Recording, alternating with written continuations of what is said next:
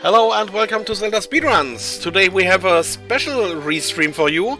It's the Crosskeys Tournament 2021 6-2 Tiebreaker match with a total of 20 runners in it, spread out above different restream channels. This is one of them. Trackers here on this channel are Daruk, Tofile and Tomaltach, and commentators are Amazing Emperors, Excalibur and Scholze. Say hello. Hello everyone, I'm excited to be here. We have a thrilling restream. On this end, you'll be watching Dane, Wallkicks, and JJo, but there are of course 17 other runners. Top 9 make it to brackets. So, hello everybody, Excalibur here. Schultzer is our third man in the booth. Say hi, Schultzer. Hello.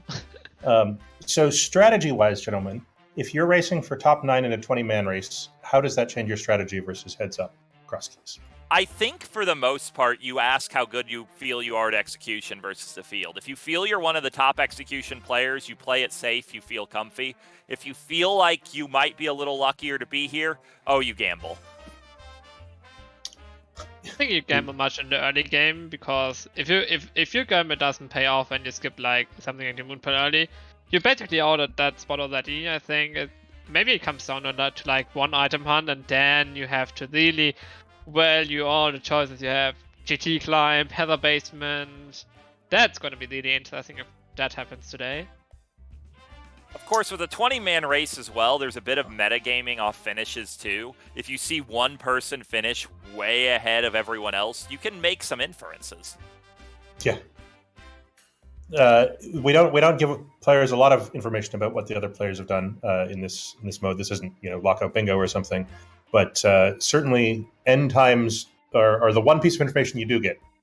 All right, they're off, and it looks like only one sanctuary start.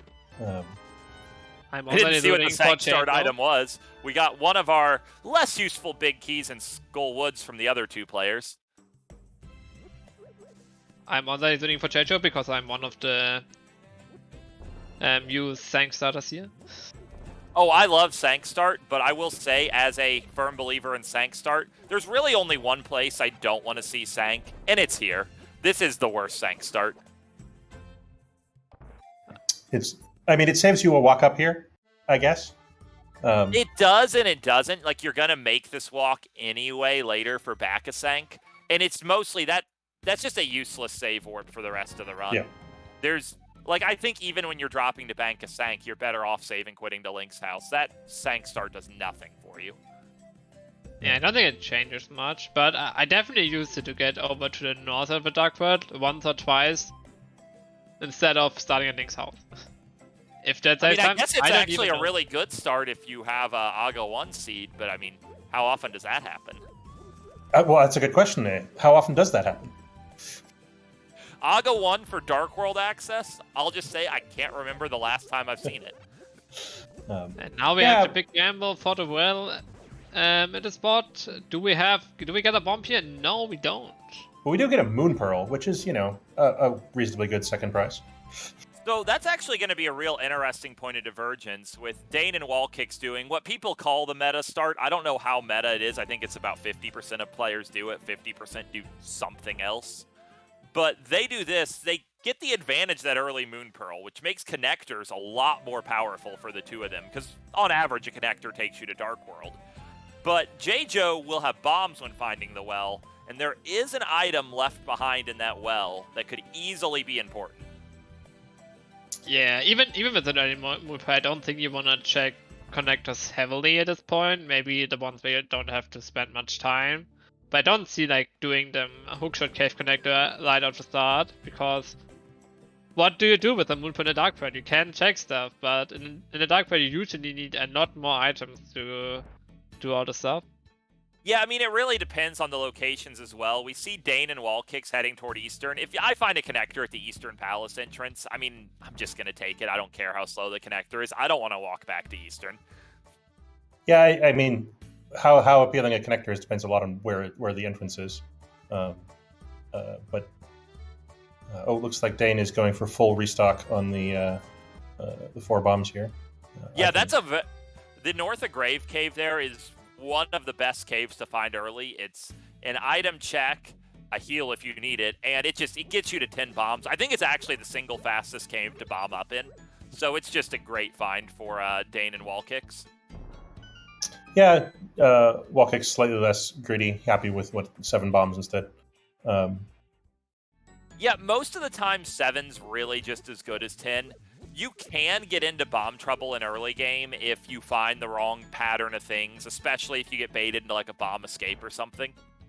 Speaking of connectors, Wallkicks finds one of the fastest ones in the game and finds Village of Outcasts at 3.5 minutes into the game. And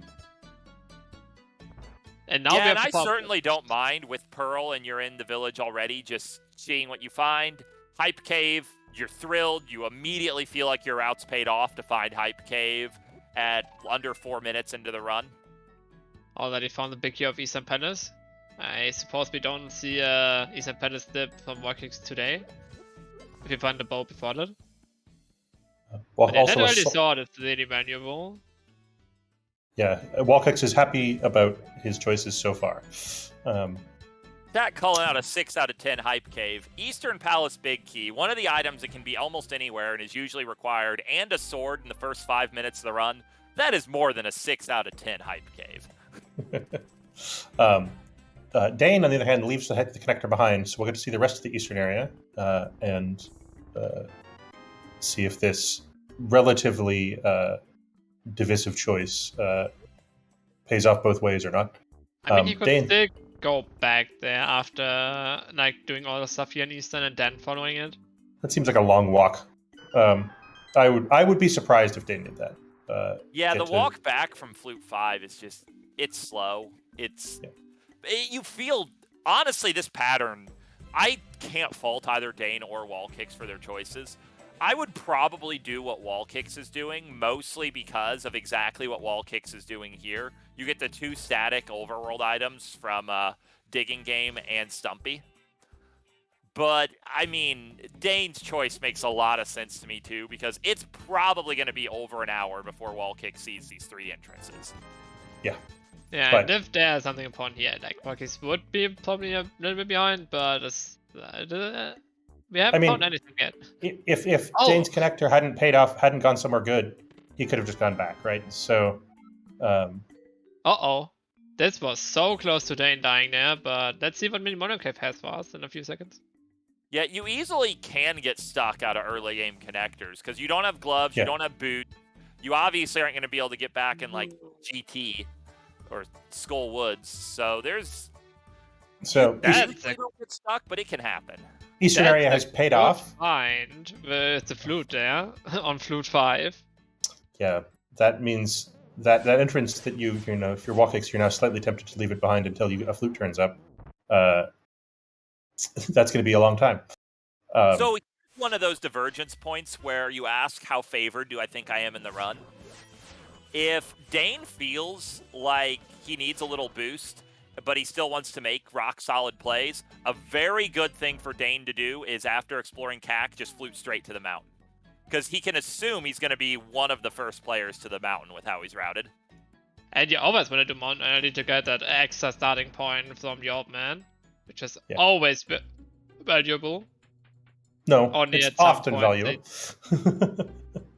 It's less valuable with the flute start, yes, but we haven't seen any connector stuff with that, so it might just be on a dark world somewhere, and that can be super helpful.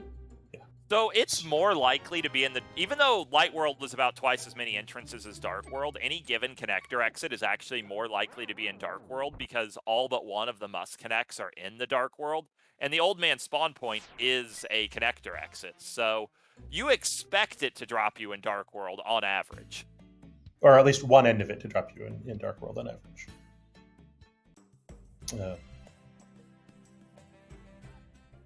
So how long do we think J-Joe will leave this Moon Pearl behind at this point? Having made a totally reasonable choice to start at the Sanctuary and not go to the Useless Fairy Cave as the first move of the game, you can leave that behind for a long, long time. How long is a long, long time going to be? I don't think very long because it's the well. J-Joe, I mean, at this, there's no player who's going to blank on the fact I haven't seen the well yet. So J-Joe's going to make a priority of that. I wouldn't be that surprised if after finishing this woods routing, if J-Joe makes his way there, either walking directly or saving quitting to Link's house and doing the same fake flipper we saw from the others. Yeah, I mean, this is going to wind up near the Sank anyway. You might as well walk across. I missed where really depends on whether you've seen Uncle. My decision would actually come down to, if it were me, whether you've seen Uncle or not. If you've seen Uncle, I would do the save and quick and fake flipper because you won't be able to get anything out of the Sank entrance. If I haven't seen Uncle, I'll walk and check Sank in case Sank is Uncle. Right. I missed exactly where you can always check Sank if, like... I don't like going all the way from the top just to have the least likely scenario that Uncle is there. I would then just check if Uncle is at the light drop down or at the water drop down, and then I know that Uncle might be there. But if Uncle is at the water drop down, then you don't have to check it at all. Here's Eastern.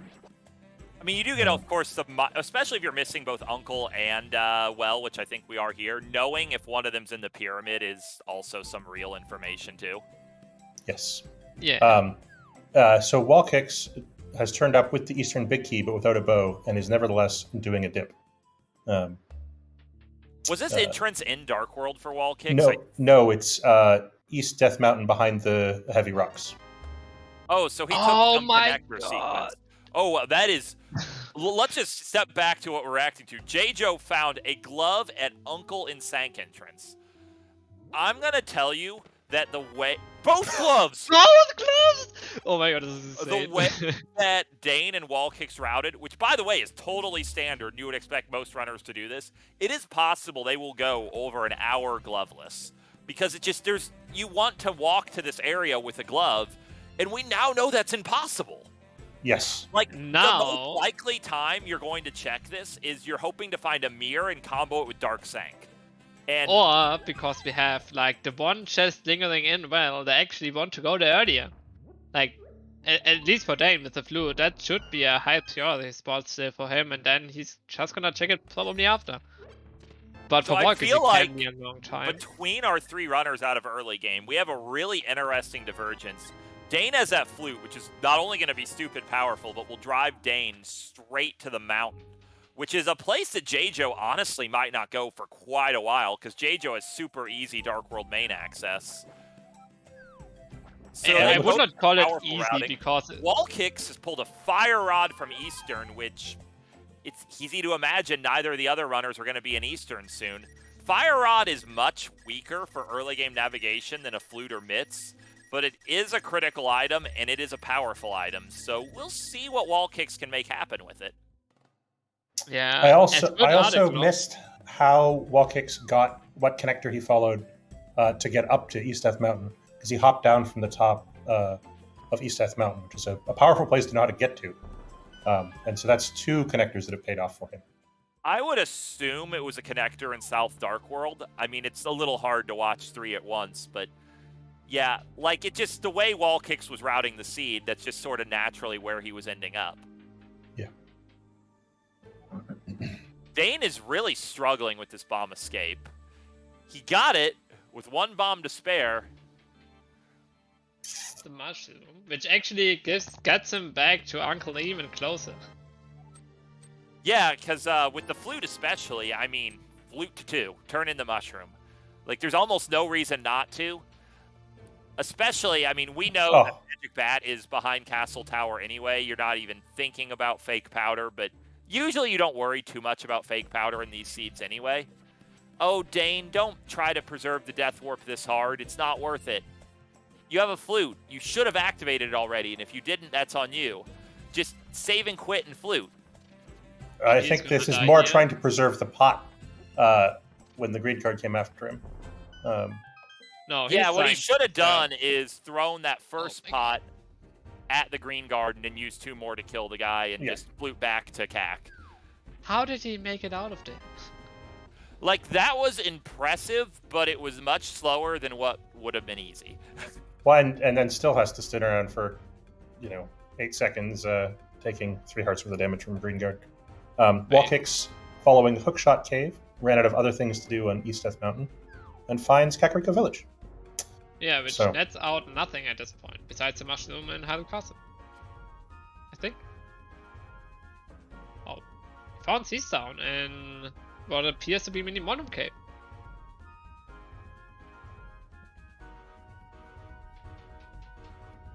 Mini Moldorm Cave's another one of those entrances. You can leave that behind for a really long time. It's just, it's not a convenient location.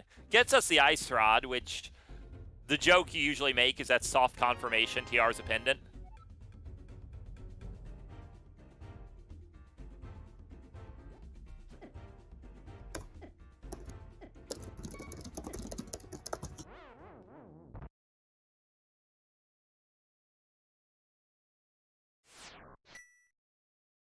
So yeah, Dane is just doing whatever he can in every entrance he locates. That appears to be his strategy. He did bomb escape. Now he's just diving right into the main desert palace. I wonder if he's just picking up this item or if he's going to start checking desert connectors. I mean, he has a flute. I don't know if he has activated yet, but checking connectors is more useful in the early game, especially if you have flute and can go back to those connectors quickly, so you know how to load. And this is a bow in Desert Palace. So has Dane found... His tracker's way too small for me to read. Has he found the Eastern Big Key yet? No, that was in, No. in Hype Cave in the Dark World, and he never went through that connector because he found flute. Okay, so... The Hype Cave is in what I would consider objectively not that hard of a location to find as soon as you go to Dark World. Granted, Dane is the player who has the least push to go to Dark World early, but it's likely that Dane will find the Eastern Big Key before Eastern, I would say. Yes, given where Eastern is and where the Big Key is. The main thing that would make that not true would be if Dane found a hook shot, because then Dane would just hook shot over to East Death Mountain. It's behind the heavy rocks. Oh wait, no, Dane doesn't have the mitts. It's JJ who has the mitts. Never Yeah. mind. Dane doesn't have all of the things. That would be very good for him. He only has some of the things. Can I just point out that we already found all our 3 Lightword maps already? So what you're saying is they should actually check their map in the first 20 minutes of the game? Yes. See, I don't even know if I already did agree that. with whether they should even with that, because, I mean, when you walk into the dungeon, you learn what it is. That's fair. Before it would affect your decision, maybe you'll just walk into all the dungeons, right? I mean, it can give you more information if it's a that exists or not, and I mean, if you have all the maps for one, if you know that you can get all the information from one map check, just do it. I need to comment. We've been talking about Dane and his flute for a while. He's just now activating it, which to me feels like something like I feel like walking up and activating your flute as soon as you get to Kakariko is worth doing before you check all these entrances, so that you can check connectors without guilt. Thoughts? I would agree. I honestly would go so far as to say it's objectively a bit of a mistake to have waited as long to activate the flute as he did. Like, I would check most of the entrances, but if I saw an entrance that I considered annoying, like Hyrule Castle or Desert Main, I would just walk right out. And I might go back to it after activating flute, because, like, the Hyrule Castle thing, it's not even just taking connectors. It's like, that Death Warp, he cost himself like 30 seconds, save and quit flute to 3. Yeah. Like, just with flute, check your stuff. And sometimes you just even don't get a single connector at all in Kakariko, and you're good. But if you get many, just activate the flute, you can. And you especially want to check the connectors that you know where they're going, and maybe cans out, especially if you don't have a glove or a hammer and do not know how to get to Darkwood yet. So we had a fun little move from Wall Kicks. When he found Hyrule Castle, he did something the other 2 runners haven't and checked Dark Cross. Not in logic in Crosskeys with Fire Rod, it's a little different from non-entrance, but regardless, not that hard for an experienced player to do.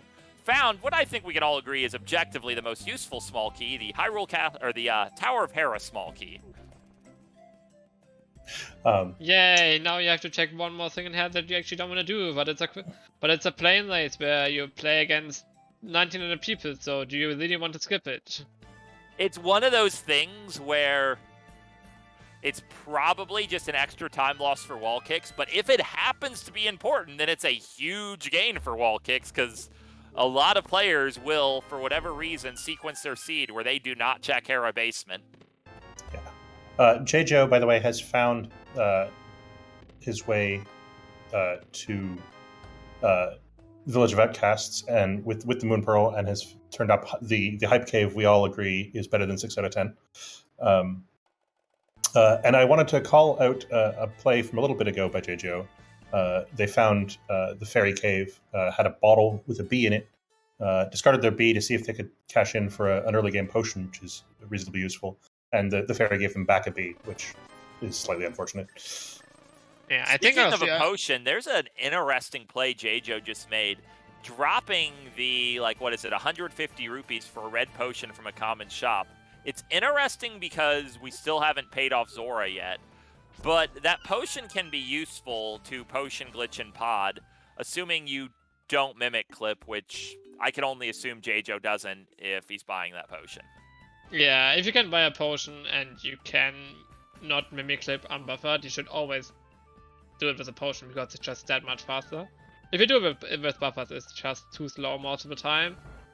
But yeah, coming out after 20 minutes, and I think Dane is the clear favorite here to get a good seed because he got the flute early. And both Dane and Walker skipped it, and they might not go back for 3 instances with finding mid and all the stuff already. If they don't find a mid or something, they will never get over to the Eastern Palace area again for a long time, and that can really put you behind. Yeah, even never mind the access. I really like J-Joe's positioning here because, that flute will save Dane a lot of time early. I think the location of those mitts could prove to be a huge problem for the other runners. Whereas, you're going to check the eastern area eventually. It's not that bad of a place to check. Yeah, with access to all of the Dark Worlds, it could be a while. We don't have logical access to East Dark World. Without Flute, we haven't seen a way to the mountain. Have we seen the Smith, by the way? I do think we have, but I cannot remember where. Because obviously, J-Joe returning the Smith, if J-Joe has not seen the Smith, the eastern area might be a place to look for it. We have to look out for Dane now, because he's checking the one chest in the well, and I cannot imagine he's not checking the drop-down at this point. Yes, J-Joe has seen Smith at the log in Lost Woods. But it's so hard to go back to for J-Joe. Without a flute. Yeah. But they were there before they got the gloves, so I guess they at least pick up the Death Mountain Ascension Cave entrance. So what I would probably do as J-Joe to return the Smith is I would check the Ice Rod Cave area and then fake Flipper to use that swim portal to return the Smith. Or in the other direction. Can you fake Flipper into that? You cannot. Never mind. Oh, and there's a super he connected at Warkicks Turk to get over to the eastern area. It's at the dam, the Darkbird Dam. Whereas Dane is about to find those mitts. So mitts plus flute. So the scary thing about this kind of seed for Dane is you can do literally anything you want. But that can allow for very powerful things. The thing is, this is, again, the huge divergence choice. If you want to do what you suspect other runners are more likely to do, you go to Village of Outcast with your mitts here. If you want to be what you suspect is more divergent, flute to 1, do the mountain right now. I would say that doing the mountain first is actually the correct play here. Because the spawn, it's so many entrances that you cannot do, faster. And it has the other thing that we have not seen any how's it called, dark connectors yet, so we don't know when the uncle spawn is, no, the old man spawn, and that can be really powerful if it's let's say top of Bumper Cave. You don't have to do going to the dark world with myths every time. It can save a lot of time over a good chunk of the game.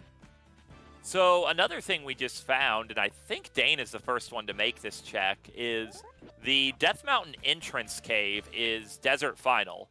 Stole the key. I don't expect him to actually use that stolen key, but it's nice to have, and knows where a likely required entrance is. And Dane is choosing the mountain here, while J-Joe is taking the connector that we know leads to the top of Death Mountain. So J-Joe will find Eastern and will be faced with a very similar decision to Wall Kicks. Assuming J-Joe takes the same drop, which it's the meta standard drop, so I would assume it. I mean, it's the meta standard drop for a reason as well. I think that the two things is better than one things. Yeah, I mean, again, it's a major divergence thing you can make a decision for. If you feel like you need a divergence to get ahead, when you are faced with that drop, taking the one can be a thing. Also, it's 2 for J-Joe anyway, because J-Joe has mitts. That's correct, yeah. Can even do that.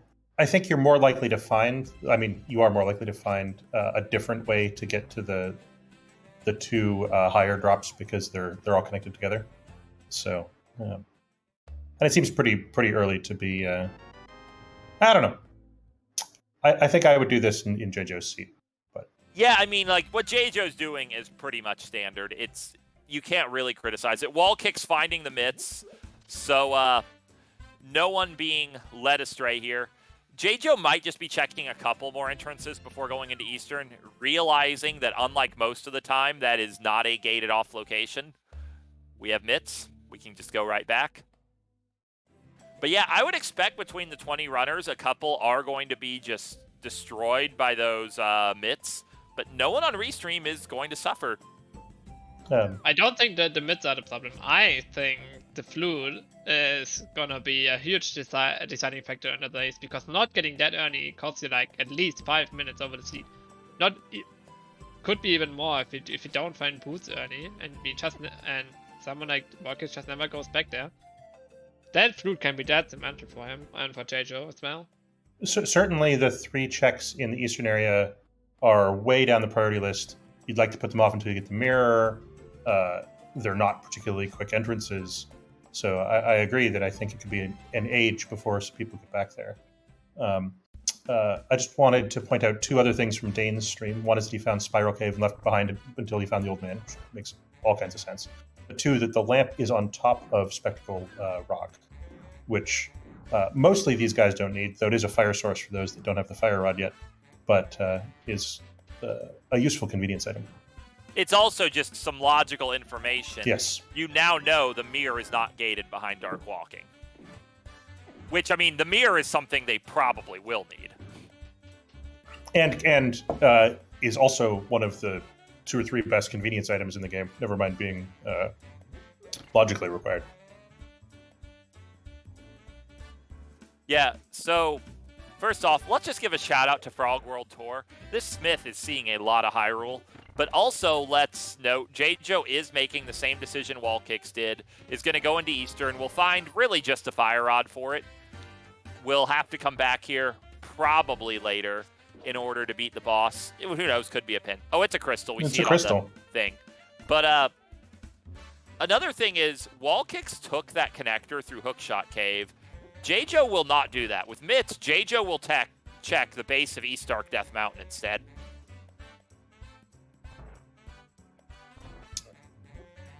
Why would he follow the hookshot connector? He already knows it. And that's Flippers behind, I think. What's by the cave? Well, yeah, I'm just saying this is a point of divergence that J-Joe and Wall Kicks are inevitably going to have, because J-Joe's going to go to Dark World from the East Dark Death Mountain, whereas Wall Kicks could not, because Wall Kicks did not have mitts when Wall Kicks was here. Sorry, yes, he's going to East Dark Death Mountain from East Regular Death Mountain. here's that fire rod. And yes, flippers for Dane is another My gosh. likely to be required find. Dane, but- please. Yeah, okay, go on. Given the items that J-Joe has right now, a fire rod, an ice rod, and a sword 1, if anyone is curious, logically you can be forced to fight Trinex with no more swords or hammer if you get, obviously, the big key and the cane to get into the room, and you have the ability to refill your magic 4 times. So either all 4 bottles or half magic in 2 bottles. I already played such a seed, and it was one of the mythical Crosskeys seeds I've ever played.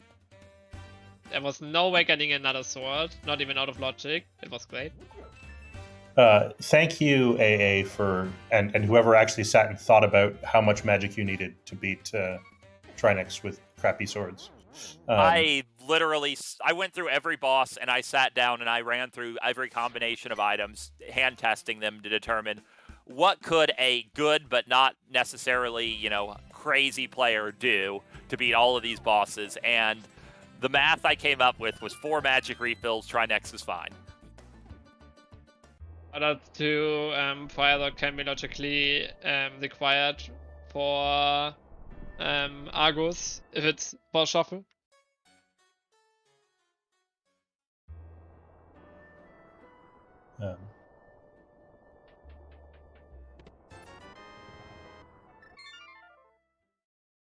I honestly don't remember if 4 magic refills requires missed shots at all or not. I do know the strategy with 4 magic refills is you don't use the fighter sword on Form 1. You literally just blast with the rods over and over. Yeah, you use the fighter. You need the fighter sword for Form 2, which can only be damaged by sword or hammer, and it's a lot of spins. I think with fire rod splash damage being a thing, you probably have you can miss a few shots. I don't think that is counted in that equation, so you should actually have more than enough with 4 potions. It's probably also beatable with 3 if you are lucky. I need to call out that J-Joe is walking through the screen that nobody ever walks through, with the smith to return them to their home. So we actually I have walked through that Sang screen spawn at point least again. I have walked through that screen at least twice this tournament. I don't think I have done it yet in this tournament. Unfortunately, there's not a lot of good ways to make people do it, so that will forever be the slightly lonely screen. Death for wall kicks, dying on his way to the red shield shop. That's pretty unfriendly time loss there, because you're gonna go back, if not now, then eventually. How do we check the Sang chest at 30 minutes? Got things to do. Just imagine if that had been like the hammer. I've done similar things with Link's house chest, so I can relate, but wow. Yeah, I think my record for Link's house chest is a little over 20 minutes. Obviously, Sank chest is chest 1 for me, so I'm not checking that very late. I think I've brought it up to like 40 or 45 minutes in one scene. It was has Dane Saven quit to the old man yet? No, he's continuing stuck for sure. More or less stuck. Yeah, I mean, Dane's got places to go, but and a flute, so it might be a while before we see an it. interesting decision point that Dane is facing here. It looks like the main item Dane got off his mountain journey was the flippers. So I would be really tempted to do Zora sooner rather than later as Dane. Zora rather than Shopping Mall? Dark World Shopping Mall? Well, or why not honestly, yes, because, like, you get to Zora pretty easily from the Link's House save and quit. You get 3 static items, 2 entrances very easily. You don't have a mirror anyway. Yep. Just want to point out that the mushroom check is already in logic. Because we just found out how to cast a small key on Dane's side. Okay, so we have another interesting point. We see the desert as a pendant. So J-Joe has stolen the desert small key and is checking desert right. Getting a pod small key is the return on that. If we end up having to beat Desert Palace, which is unlikely, JJo has added the Desert Small Key to the requirement list, but it's hard with Desert as a pendant to think this is a bad decision. Indeed. Yeah, and now we see the problem on Walkix and JJo's side. They have skipped a few stuff in Eastern Pets and just not going back there. And Dane just can go through and through with the flute and check everything on the Nightfall easily.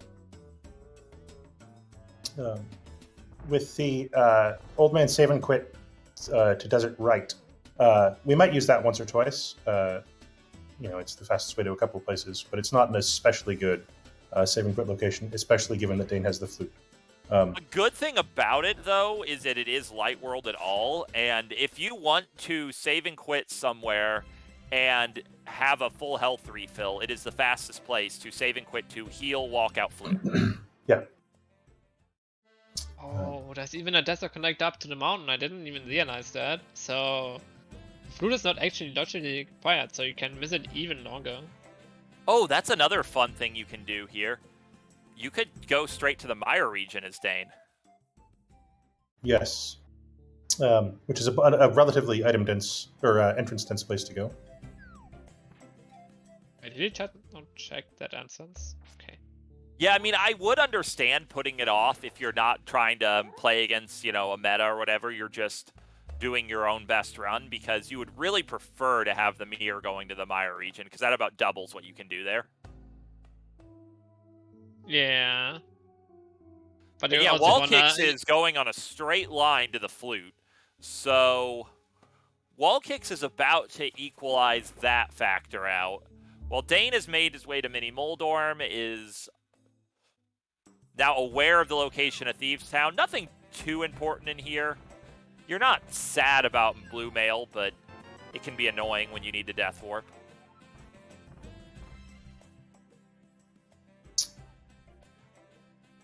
With only 5 hearts and a fighter sword, having the extra health lets you walk through some more enemies and so on as well. So I actually think that with this little health, Blue Mail might actually be a welcome sight, unlike many seeds.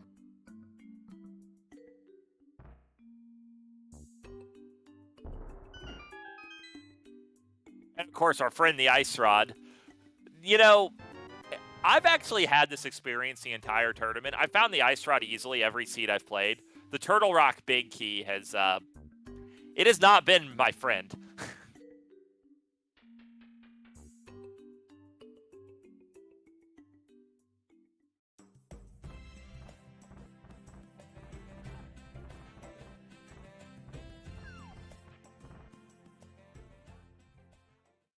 This is a small point. I'd really like to give some extra points to Wall Kicks for the way he routed his return to the Eastern area. Because he had Glove, he did Flute 5 Eastern Sahas, which is the reversed order. It's slightly faster if you have Glove to check these 3 entrances this way, but it often doesn't come up. And it saves you the awkward question of what is the correct way to walk out of Eastern, which nobody seems to know the answer to. From Eastern to Flute 5, I think I've seen runners use about 10 different routes, and so presumably 9 of them are wrong. Yes, I don't know what's the fastest way, but I also too lazy to time it. Yep. I think it actually varies based on whether you have boots and whether you have a way to account for that blue guard trolling you. And I mean, there's factors. It's close enough that factors come in.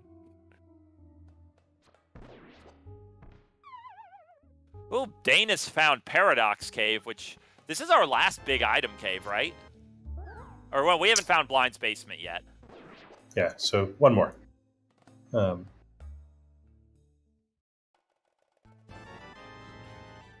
JJo finds the flippers on Bumper Ledge. I missed that was where Dane found that earlier, but gives JJo a shortcut to Skullwoods area. Look at those B strats. That's beautiful. Dane, I'm rooting for you now. B strats, Pog. And shoot-sided his B away. JJo? What a slacker.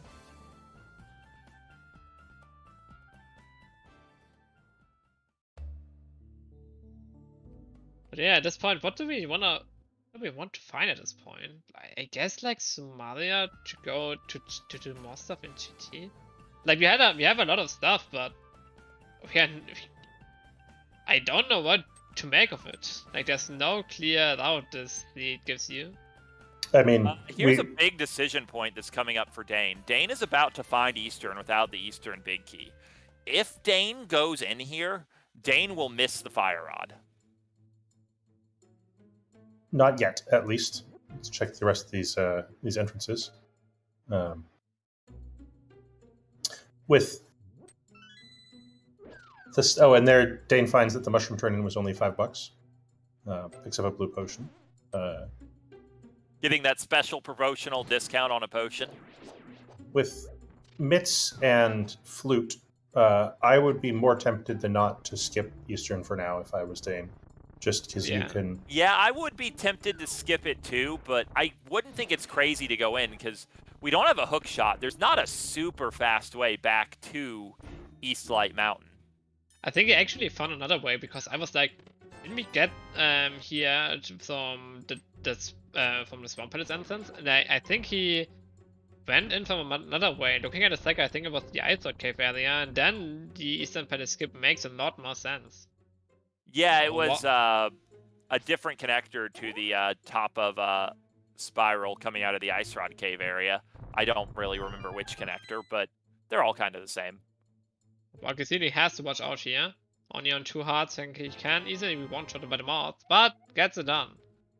Yeah, for anyone who's never done it before, that boss fight Wall Kicks just did for the beautiful reward of a red pendant is almost, well, I think would be confident saying everyone in this play-in race could handle that boss fight with this equipment.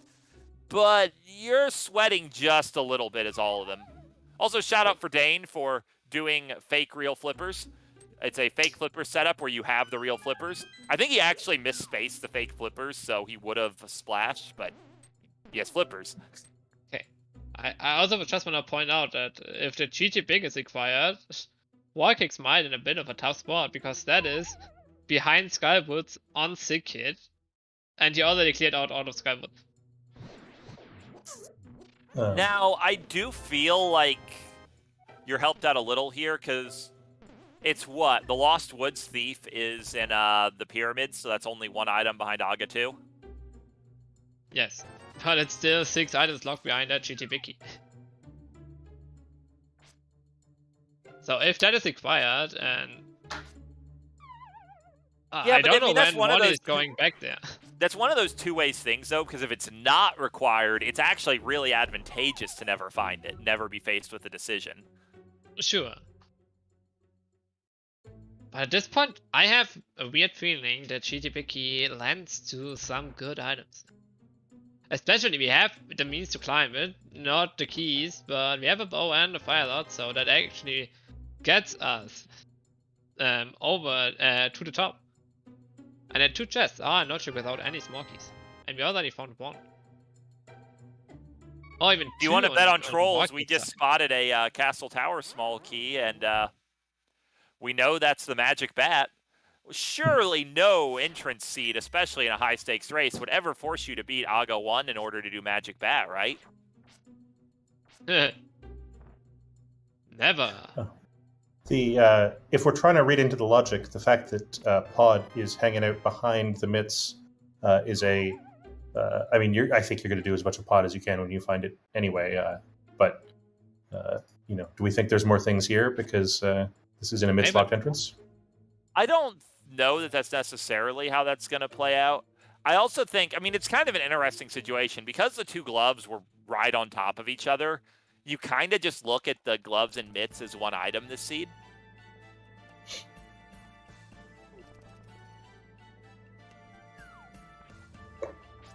I mean, the fact that they were both sitting in Sphere 0 certainly brings all the mitts-locked stuff logically way closer to the beginning of the seed than it... Also, that was totally not mitts-locked, unless that connector to get flippers was mitts-locked. Because that's just on the Light World Island.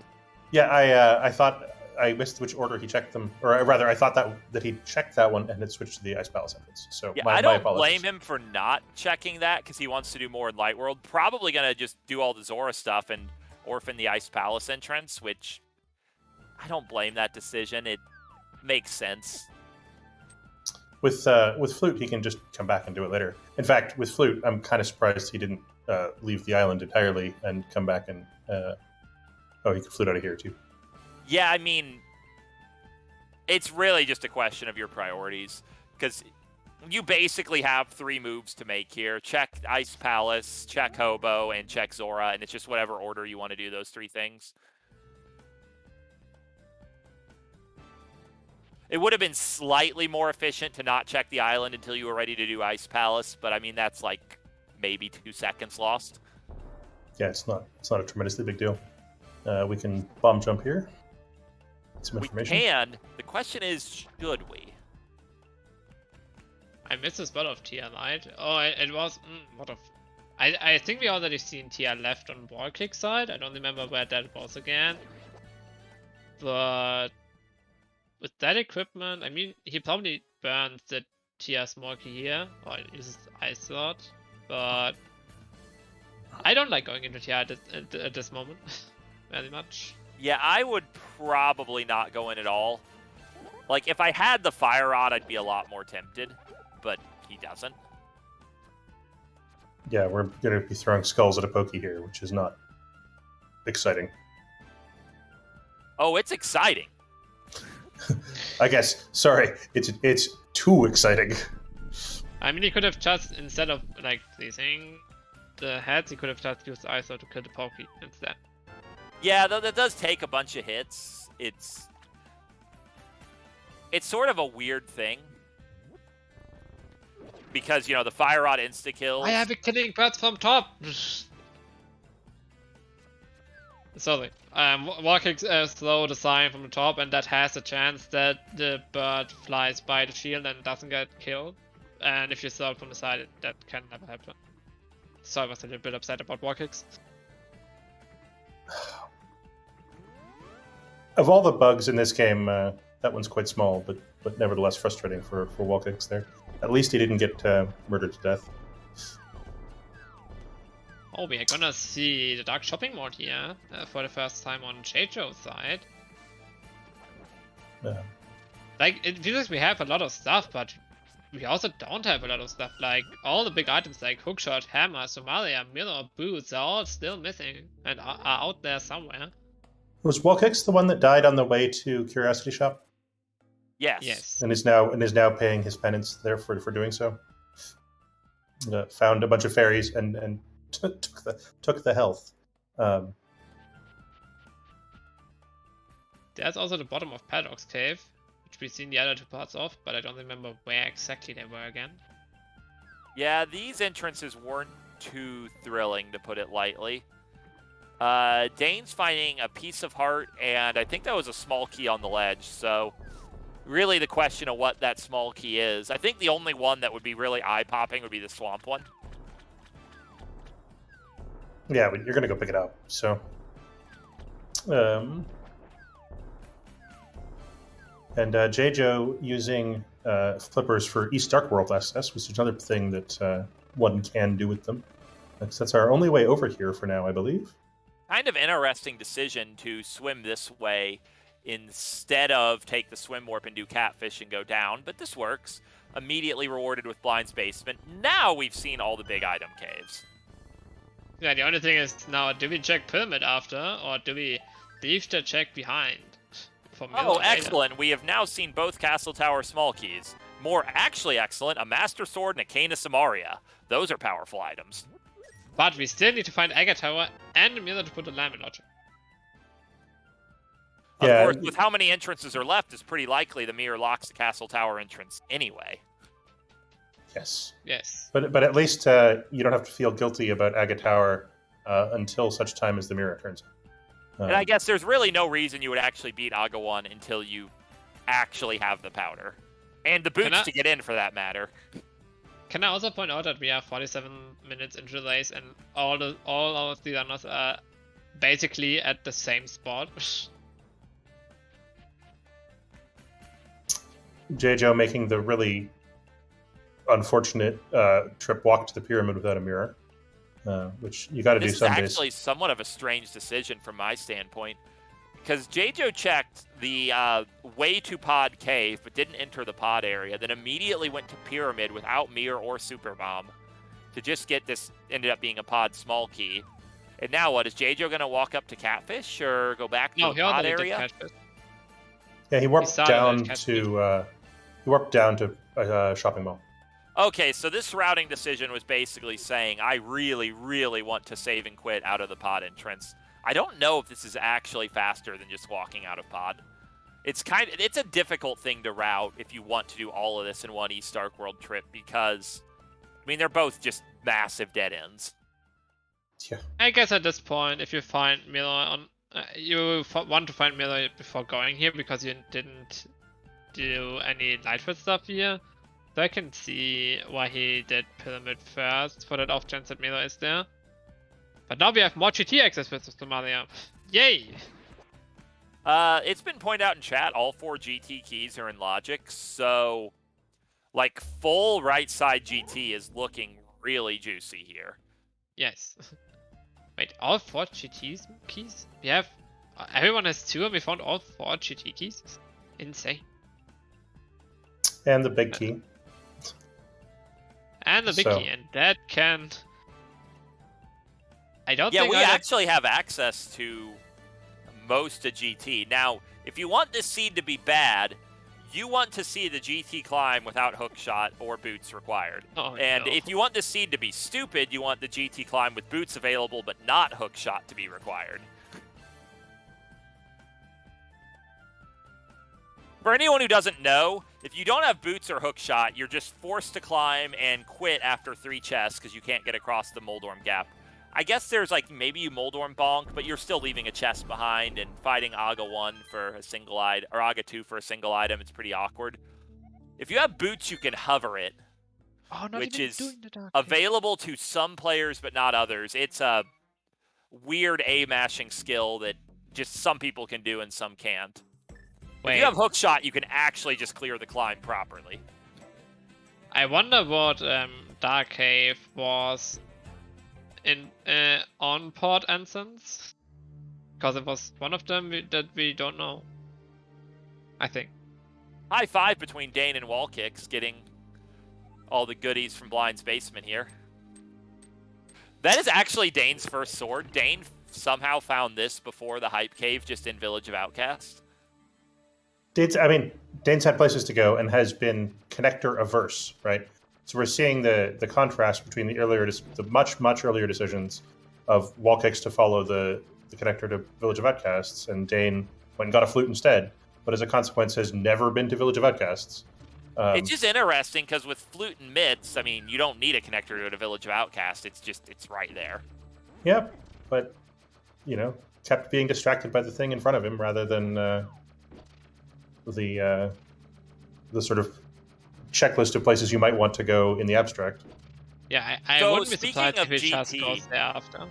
Let us observe that JJo's just going for it. Obviously, JJo only has the 2 of the 4 GT small keys and has no way to know the other 2 GT small keys are out there available. But, like, this is a really sound play. JJo has every piece, including the GT big key, to make this as efficient as possible.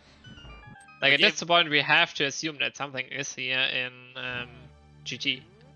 Yeah, it would honestly be pretty shocking if nothing were here. And, I mean, JJo even has a bow, so Ice Armos is not a bad fight. And he has the big key. Should not forget that.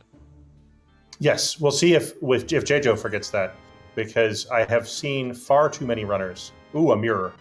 What a surprise. Oh, yeah, there's your early game logic puzzle. You're expected to find all 4 GT small keys to get the mirror. It is incredibly likely that mirror is the next step in the main logic between our knowledge of all 3 runners. Now, JJo is, I promise you, at JJo's level, JJo is aware that the other 2 GT keys are logically required to find that mirror. JJo probably doesn't care about finding the GT keys, but might not be convinced that mirror is the next step in the logic chain. Okay, one question I need to know, because I'm not 100% sure on that, and you probably can give me the answer to that. If GT Big Key is in the compass room, is only the GT Big Keys the keys locked, or all the items in the compass room, basically?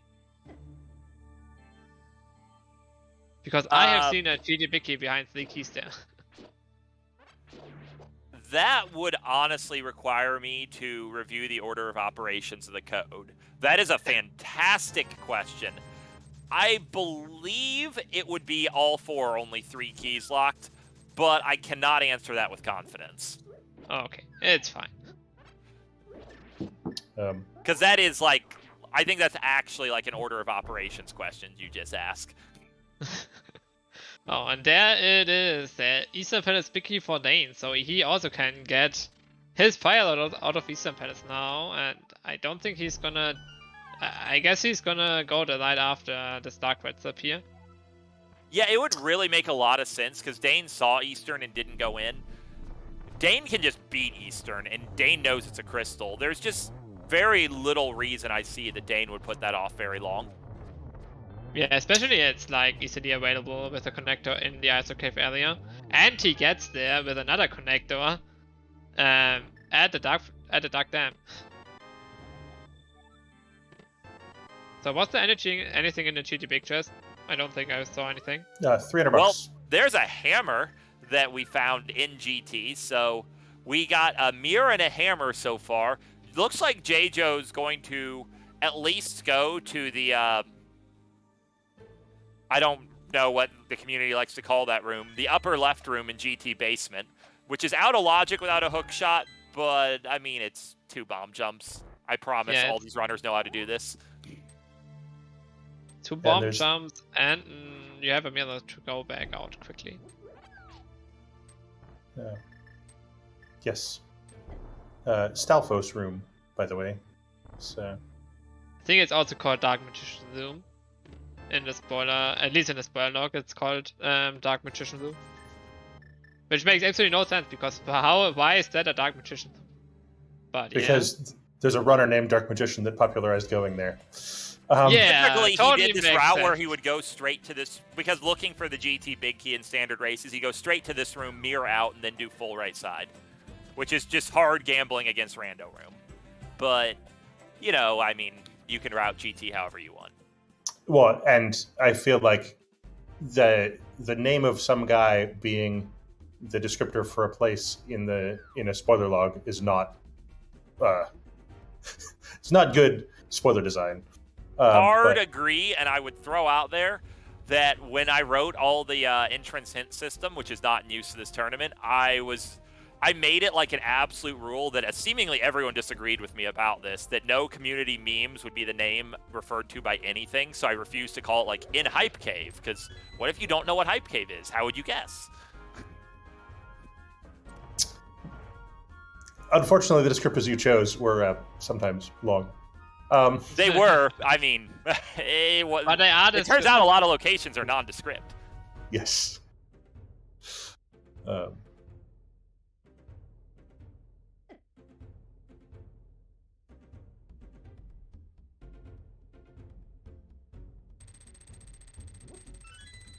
So whilst all those other things were going on, Wallkicks did Laser Bridge, which I think is the first runner to do so, and I think found nothing of interest. But now knows an easy way to get to Trinex if and when the rest of the pieces turn up. So here's a big decision from both Wallkicks and J-Joe. Both are going into Thieves Town without the small key. So what that means, logically, only the item in Blind Cell is available. Practically, we're going to get this item in the attic, which is a wonderful big 20, and Blinds drop. And it's pretty likely this is a crystal. We still don't... Well, Wallkicks knows it's a crystal. J-Joe does not know. No, J-Joe also knows because it's a red crystal. And I'm pretty sure all 3 runners have talked to the bump shop guy. Yes. But regardless, the biggest deal about this is we are hard orphaning the Thieves Town big chest. If that is an important item, that could be a huge separator in this race. Still worth doing most of the time. I I wonder why Marcus is doing this over right side GT at this point. Like, that is really surprising to me. I guess JJ doesn't have anything better to do at this point other than mirror checks. I mean, there's mirror checks, which are pretty appealing, honestly. There's also, you can, along with your mirror checks, you can route in going back to Eastern and killing the Armos Knights, which is, it's only one check, but it's a crystal, and it's a downside-free crystal. Also, do we know at this point where the back of Open Man leads? No, we do not. How? How do we not know this? I mean, we've seen all of the dark caves, and I don't. So we know it's one of 5 places, I guess, but I don't know if the runners have identified it from its exit. Because my ability to tell which cave the runners are exploring is pretty small. I mean, it could be the back of pod, but I'm not sure about that. Yeah, I mean, actually telling which dark cave is which when you aren't playing and you don't know what inputs they're making, good luck. Yeah. But there is some chance that the runners know, I guess is the point. Having made the inputs themselves. Okay, so we found nothing in Seas Town. So where are we going next for JJ? I guess I thought cave. And then we get him to, then we give him an Eastern Pass clear, I guess. I'm just gonna throw out there, I just watched Dane shaking his head, looking like he wasn't too happy with what he'd been finding. I don't think Dane is aware that, just based on his facial expressions, which I can see and Restream cannot, that he's actually probably had the cleanest route of our 3 Restreamed runners. We had a cleanest route, but is now, I would say, behind to some extent. Because he's still... But I guess he doesn't need to go into Eastern Palace twice, which is probably pretty good. Yeah, I mean, Dane is going to make this Eastern play right now. That's efficient. Like, what else is Dane missing here? Because Dane will be driven to GT after this. And we'll get JJ's bounty of goods from GT. Yeah, he has also only 2 small keys for GT at this point. But at this point, maybe 2 keys after you Eastern, should... right? Because isn't one of them in Eastern? It's Dark Thing, Pod, Dark 5, or Dark... Wait, what? That's where the back of Open Man is, Schultzer. Ah.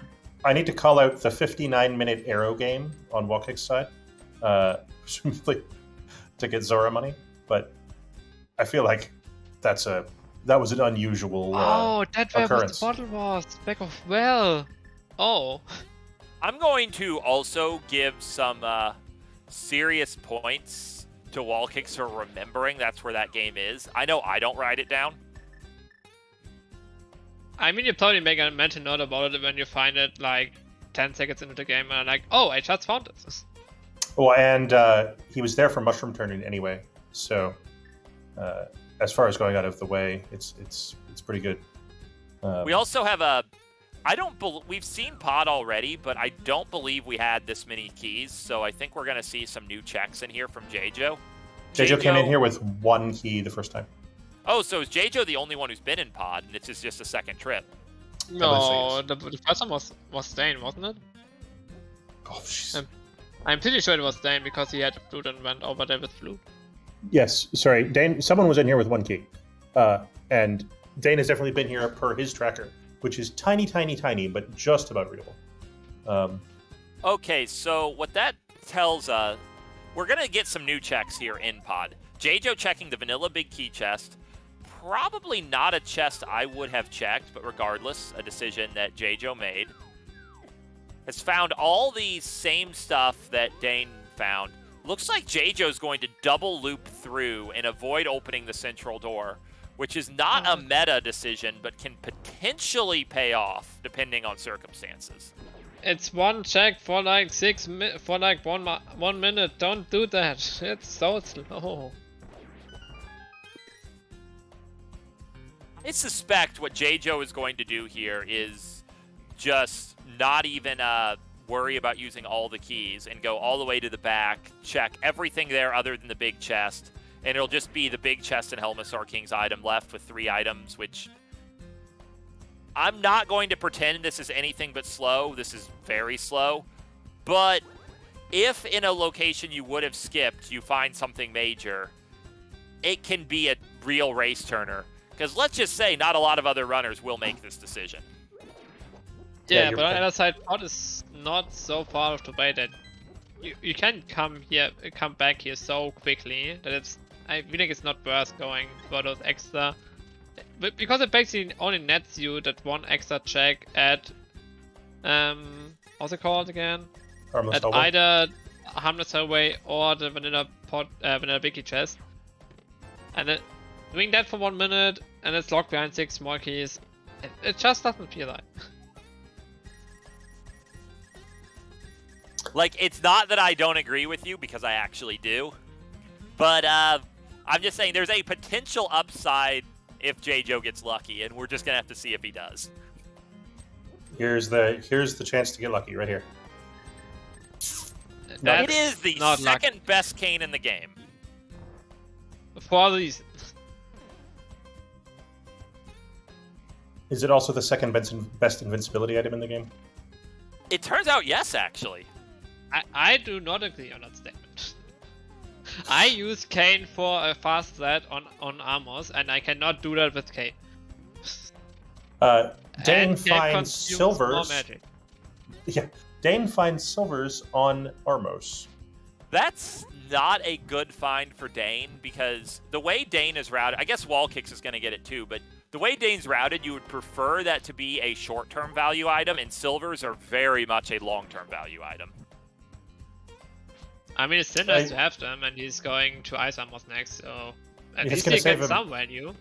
He's going to save, what, like 5 seconds at Armos? Oh, yeah, I mean, I guess that is actually a fair point, because Ice Armos is Dane's very next play. But, like, you would assume that all runners are going to have that before, say, fighting Vitreous. Yeah. I'm still surprised Crosskeys has not done GT yet at this point with 2 keys. I think this is our first eyes on Swamp Palace from J-Joe, getting a juicy 10 arrow from the one accessible chest without the small key. And it's the thing in the Ice Palace entrance. With the mirror in hand, this check is less awkward to route in.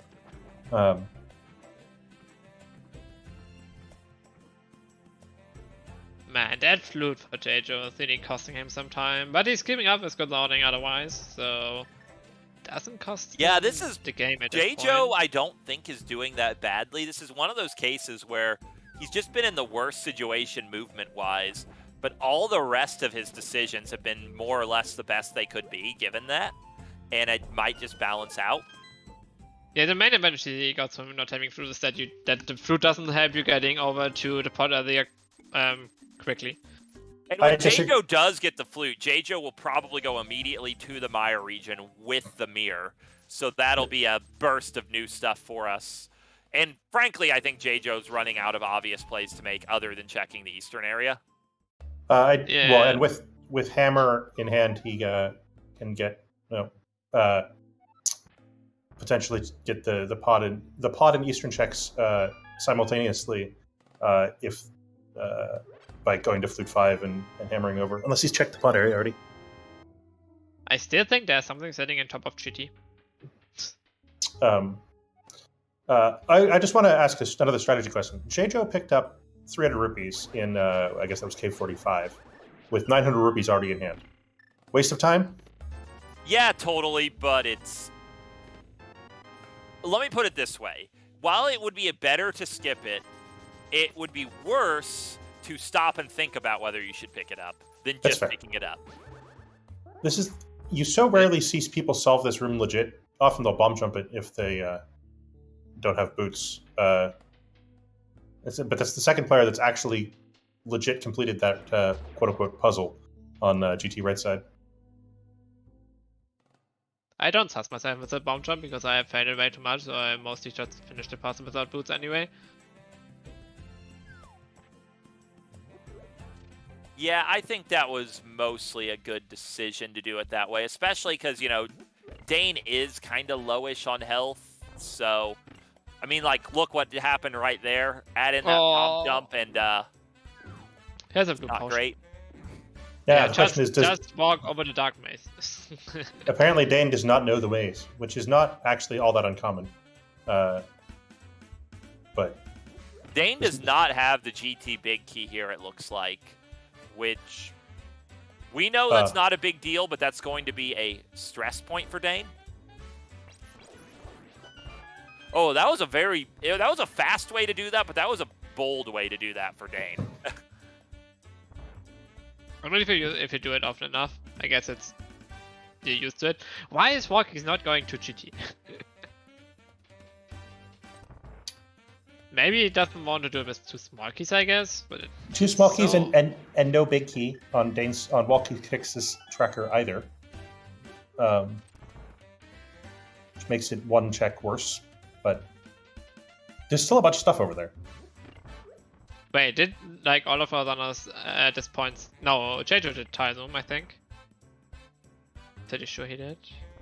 Yeah. I'm not sure if Dane did it. I assume Dane did. It was a shield in tile room. Dane has a shield. I guess we've seen 2 shields. I don't remember where the other shield was. But it's not an item has I usually. 2. Yeah, it's not. Shields are usually not items I keep careful track of their locations. They don't tend to be very helpful. Oh no, shit 2 is coming up at this point. No, why did the chat spoil me again? And proving me wrong. No. Why are you doing this, chat?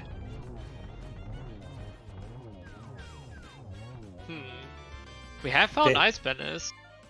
So Ice Banners next for JJ maybe? Even without the big key?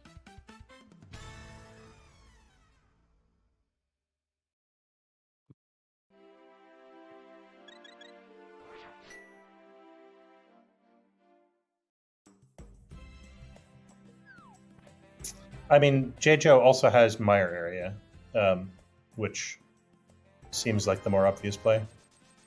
Yeah. JJ doesn't. He doesn't have loot Oh, yet. sorry. AA was busy speculating that JJ must go get flute soon, and my brain translated that into will get the flute soon. Hopefully we get the flute soon, but I can see it as a dead last location. Yeah, but I mean, no, frankly, even as a dead last location, Dane has to get it soon because Dane is running out of option, or JJ rather, is running out of options other than going there. Yeah, there's a bunch of mirror checks. You know, the ones near Sank, for instance. And JJ also hasn't checked the Witch's Hut or the Zora area. So, I guess he's doing Dane will be our first eyes on the Mire region. This Ice Palace play, this is another one of those. I don't hate this play. You can get 7 of the 8 items in here, and you're just praying the big chest is not important. And you do have the Cane of Samaria, so you get the Icebreaker, you get the fast routing. Yeah, it's hard to skip it at this point, especially if he walks past it. Here's Aga Tower with 2 keys in hand. Get both items? Yeah, you totally get both items. I mean, you have a Fire Rod. It's not even difficult. And you definitely don't fight Aga 1 here. You were 2 items away from Magic Bat. It's just, that's a lot of time to commit for something. It's entirely likely you never are in a position to check. Yeah. Wait, 2? Is it only 1? There's boots. Oh, and powder. I'm stupid. Yeah. You actually need powder for the powder check. Who would have guessed? The funny thing is we've seen Mushroom and Cane of Samaria, so you could potentially do that without powder, but they've all turned in Mushroom already, so they have removed that option from themselves. Yeah, I don't think anyone wants to keep the Mushroom when powder check is behind Aga 2, Aga 1 that you don't want to do anyways. JJ has not turned in the Mushroom. That would be a bizarre decision, but it would be a mechanically permissible decision. JJ has not turned in the Mushroom. They recently found the potion shop with no items sitting there and get to feel slightly bad about the fact that they've orphaned Witch's Hut since forever. That Sank start means that they are hard on the never go to Witch's Hut train. Also did I said we had our first eyes on the Mire region. We must have been here before because this is Laser Bridge right here. Which, that's a on top Laser Bridge, Mickey. we learned that TR is a crystal, which is kind of fun. You see the sea appear mid-dungeon, which you don't see happen very often. So we know Skyward's in Desert Pass is a pendant. We have a port map on Dane's side. Oh, The mirror shield. mirror shield. Just in time. I cannot express enough how much I love the fact that the mirror shield was in the 4th Laser Bridge chest. Wall Kicks showing us Dark West Death Mountain for the first time, I believe. Dane going to Crystal Roller Room, which I 100% agree with this, but I mean, this is eyes on a new check, I believe. I believe so, yes. I think Bork thought they done it was nothing.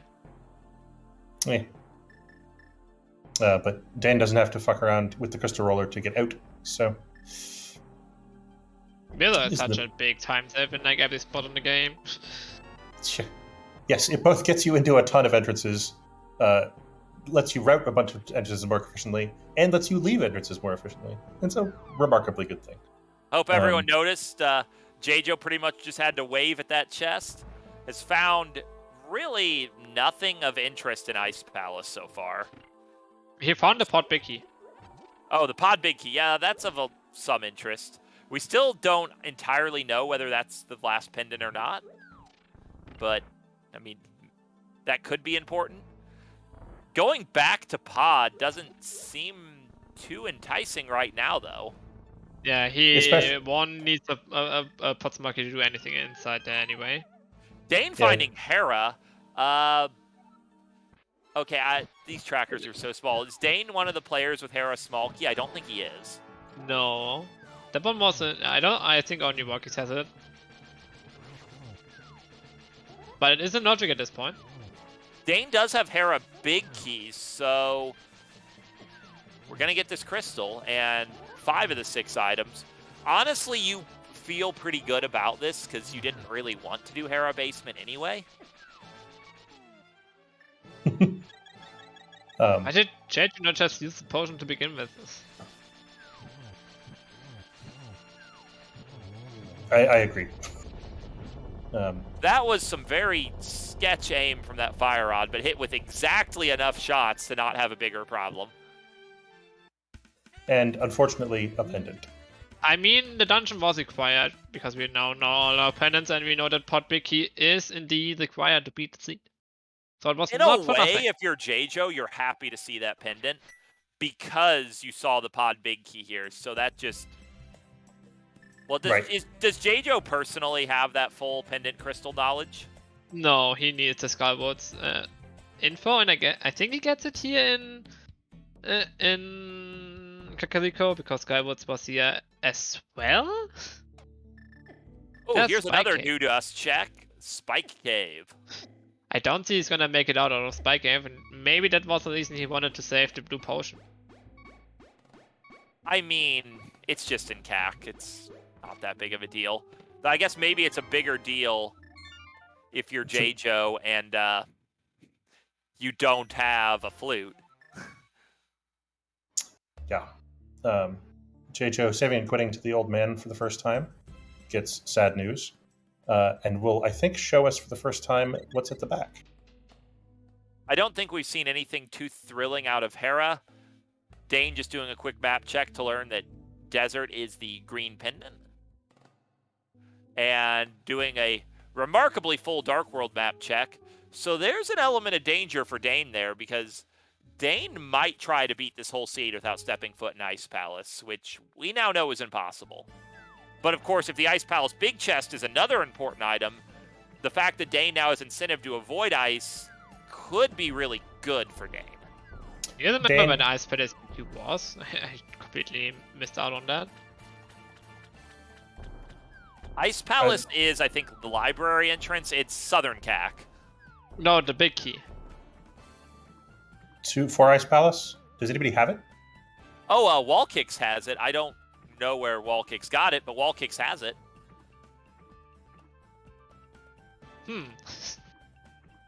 We missed that at some point. It might not be important.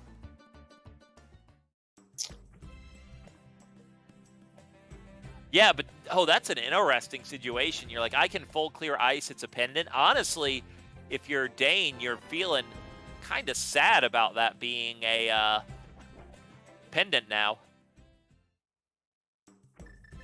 That wouldn't justify. Helps harder to talk yourself into going there. Yeah, if it was a crystal, like ice would be just the easiest decision in the world for Dane. You have everything you need to full clear it. I mean, what is Dane's next move in this seed? I guess he could clear Seas Town. I mean, just continue making mirror checks and see what you find. That's like, an excellent connector. I don't think that was previously checked. That was just connector diving by Dane. So, finding TR bridge. In Sahas's closet, you're pretty happy to see this. You're not so happy with what was in it, but 45 rupees. That's basically nothing. So here's where you start to ask questions of Wait. How much value is left in entrances? Like, in terms of dungeons, I think the main dungeon we haven't seen is Misery Mire. Yes. And there's not too many item caves left, and the ones that are left don't have a lot of items in them.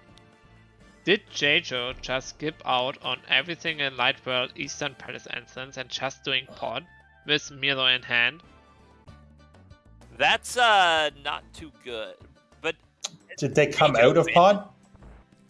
Oh, I don't know how Jejo got over here, honestly. But yeah, Jejo needs that flute. Like, I don't know that the flute's actually required this seed, but it's sufficiently helpful. You would feel pretty bad not having it. Dane showing that he is not above going and buying a couple potions for safety, which, I mean, I'm a total believer in don't let your ego come ahead of your performance. If you think those potions will help you, stop it and buy them.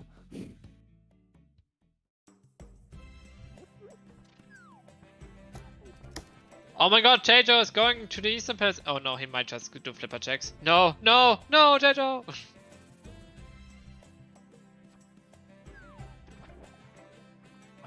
Somehow no one has gone and picked up the lamp yet. How is that the case? Why would they pick up the lamp at this point? Because it's on the way to a bunch of entrances anyway. Like, you know, the Hera entrance. And the top of Turtle Rock portal to get here anyway. Like, it's not that you're making a trip for the lamp, it's that you're getting a lamp and you're checking a ton of entrances. But you also don't need the lamp. And which entrances are you getting to? They've made it to the top of East Death Mountain, some other relatively convenient way. I mean, I guess you just found this connector, but certainly could have gotten here via different methods. Like, honestly, when I found this is just me personally, of course. Everyone has their own ideas, and these runners all have better records than I do, so take it with a grain of salt. When I found that mirror, the summit of Death Mountain picking up the lamp on the way would have been a pretty high priority to me. Because it's like 5 entrances, and you get a lamp. Which 5 entrances? 5? I mean, Hera, Turtle Rock Main, that rock that's Hookshot Cave, the summit of East Dark Death Mountain. That's actually but they've been to the summit of East Dark. Oh, sorry, they've been to the. Dane just got here. Sorry, but they've had an easy way to get to East Death Mountain for a long time. And, yeah, but only in the light world. So you come here via, you know, the path. Yeah. It doesn't feel like it. It feels like very out of the way to go there for like little value. And now the Ice Palace Big Chest is coming up, so stay hyped for that one. Moment of truth. Which is, please, nothing important. Oh. Boots! Oh my god, that is important. That is. With the entrance coverage we have, it is extremely likely that Crystal Mire is boots locked. So that might just be rest in peace, Jejo. Yes, I just wanted to say that exact thing. Like, there's no way he's getting there early, and It all came down, I think, to that early flute skip. I actually need to know where that ice pen big key is now, so give me a minute.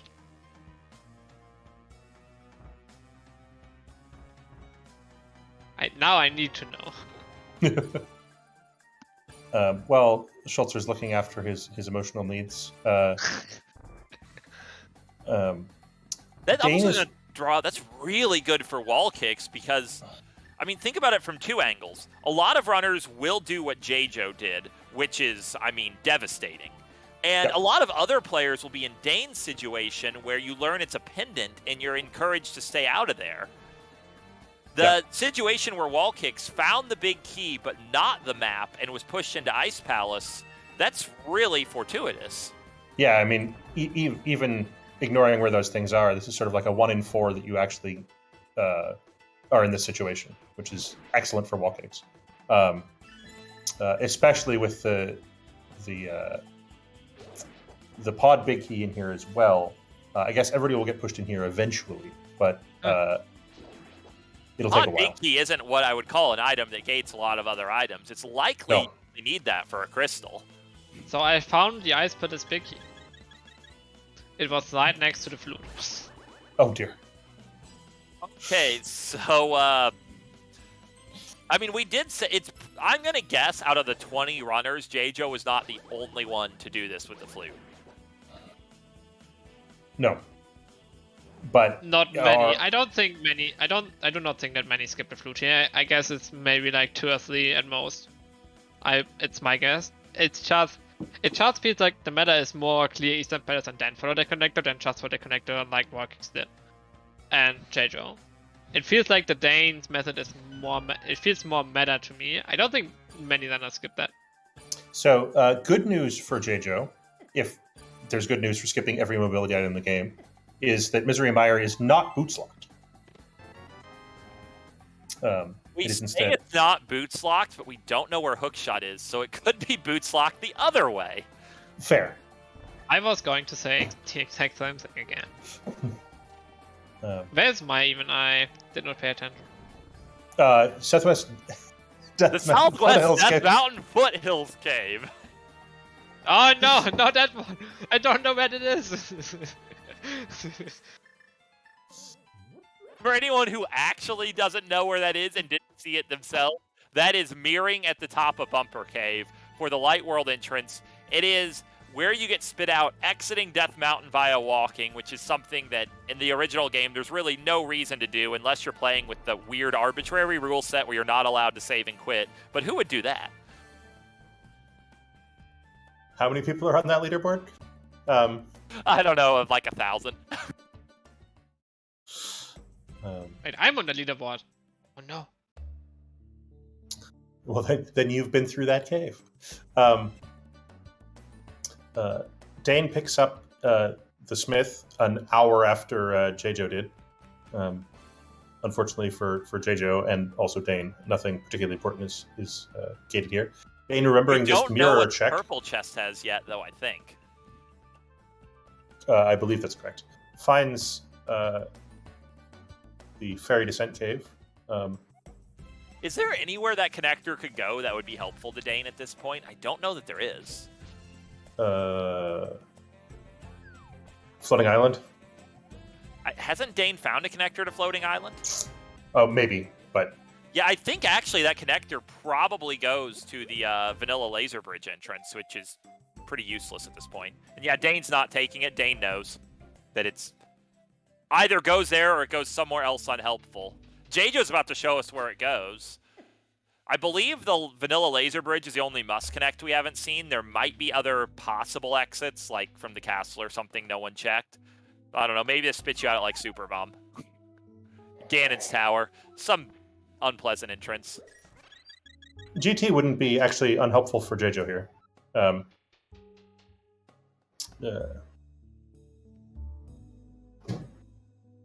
I think the only thing that can help J-Jo at this point is GT big key being required.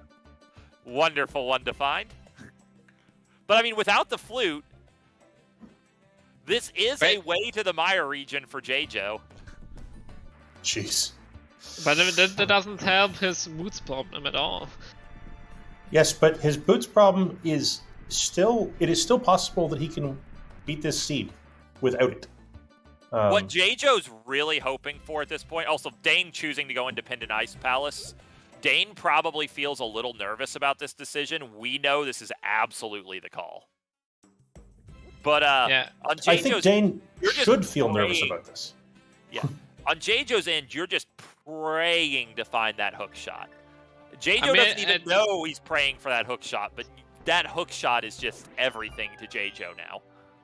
I mean, to be fair, I don't think Dane has like any good plays left at this point other than doing ice palaces. Well, it's actually an interesting point too. Between all three runners, where do we think progression is? Upper GT is Maya. beginning to feel like the answer. Yeah, Meyer's pretty likely too, now that you mention it. I mean, those are, you guys have successfully named the two biggest piles of chests that we haven't checked. So, That's the third biggest pile. Hey, we're about to get Hera Basement. that is not the third biggest pile.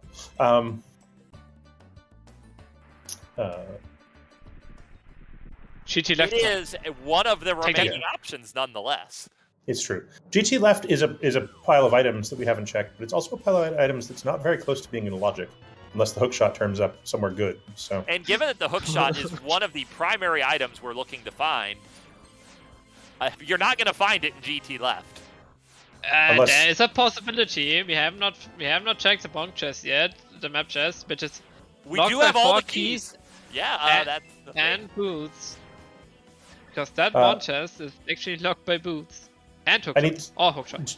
JJo got lucky and got the mirror shield halfway through Laser Bridge rather than last, and then successfully remembered that they had it, which is, I feel like the real skill tester there.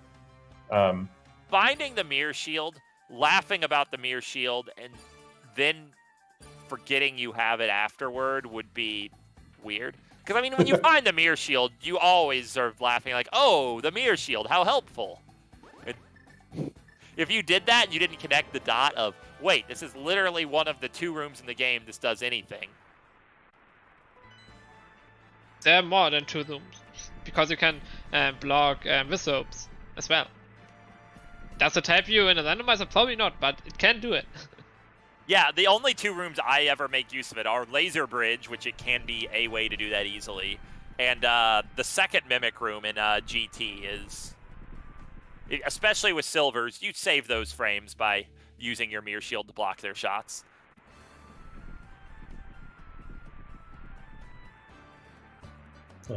Dane bomb jumping back across the hole here. It might look silly, but I think this was actually the best way to route ice.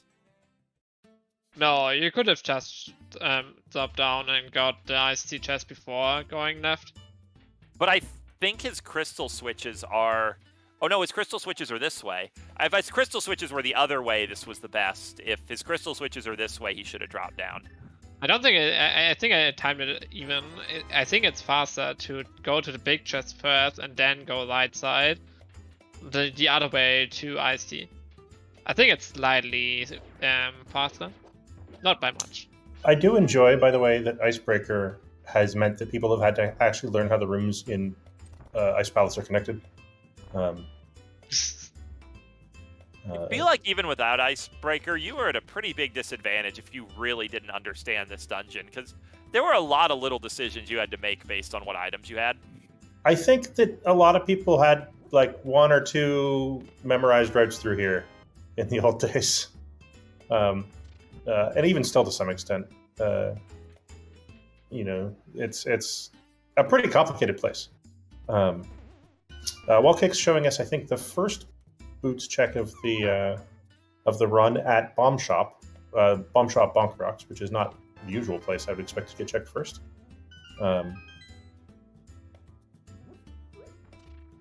Ooh, Swamp Small and a book. That is a pretty good cave for Wallkicks. Out of our 3 runners on Restream, I think you have to feel like Wallkicks is in the driver's seat. Yes. Yeah, and J-Joe now being more than actually dead than boots are required at this point. Whereas the Swamp is more. Oh yeah, I mean, J-Joe has to hope a lot of other players have made the same mistake J-Joe has made, because Unfortunately, we're at a point where Dane and Wallkicks can probably full clear the seed before J-Jo is going to, get on whatever the critical sequence is. Yeah. So for those of you joining us, we've just had 2 different raids turn up. Wallkicks has done reasonable things. J-Jo's opened the seed at Sanctuary rather than at Link's house, and as a consequence, didn't find... I would not say that is a consequence because it didn't find flute. Just No, took no. a connector and never went Yeah, back I to don't the think you can scenario. blame the Sank start on No. this. Don't blame no. things. Sorry, I guess that was the very first divergence. Later went to the eastern area. Both J-Jo and Wallkicks chose to traverse a connector, found the Dark World early. But J-Jo has never gone back and gotten flute from Flute 5. The Flute 5 also contained the Ice Palace Big Key. Ice Palace Big Chest contains the boots. And we now know Speaking boots are about required going because back the boots hard gate the Swamp Small Key, and Swamp is a crystal. Also speaking about going back to Eastern Palace at 133, I think at this point he messed up. Yeah, this is just going to be a real bad feeling. Especially because, from J-Jo's perspective, what do you make out of this find? You have an Ice Palace Big Key, which you just never want to check. And you have a flute, but you've already been everywhere that flute leads. Well, Dane's going to where we suspected the next progression is, Misery Mire. Wallkicks turning into Smith. We know this is nothing, but we don't know what Purple Chest has, so maybe that's important.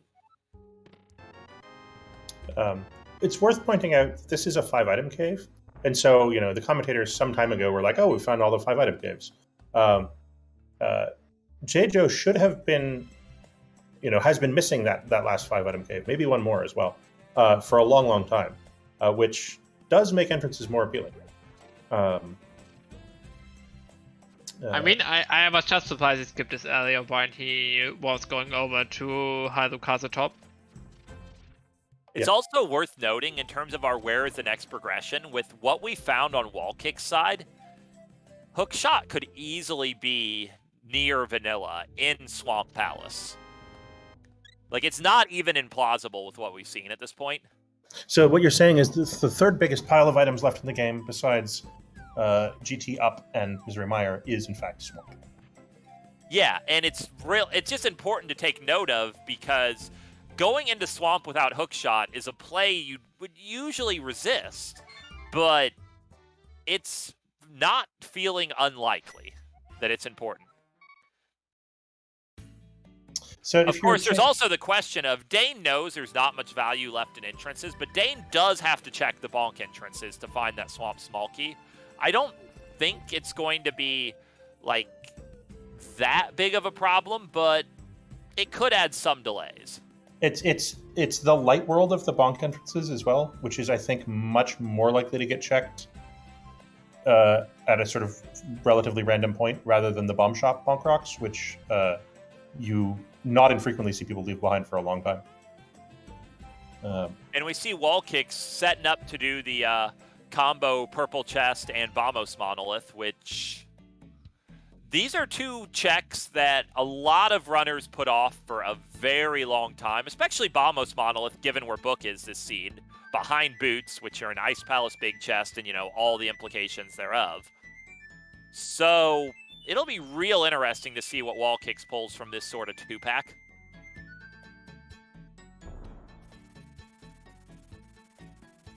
I'm a At this little bit point, I surprised. suspect that Bookshot is either now in Swamp Palace or here in Maya. I'm a little bit surprised that this is the top of Wallkicks' to-do list, but it might have just been a convenience thing. Yeah, so far, Meyer has had Quake, which is useless to seed, Half Magic, which is, and a Tempered Sword, both of which are very nice, but not very important. Oh, J-Jo's doing Front of Escape. Oh, this feels bad to do at this time in a seed. You will only get mushroom out of it, but it doesn't lead to anything. Yeah. Oh, and there's Hookshot. Dane went for the hover. I would assume, Not yeah, only go succeeded. for it once. If you get it, you get it. If you don't, go back. Take out Vitreous. I mean, Wait, are we in no mode? we need the Turtle Rock Big Key. Okay, we need it. Oh, speaking about Turtle Rock Big Key, how do you feel about that? AA. I mean, Turtle Rock Big Key, also known as the Ice Rod 2, is just always go mode. It's how this game works. But it locks one more chest than Ice Rod. At least in this season.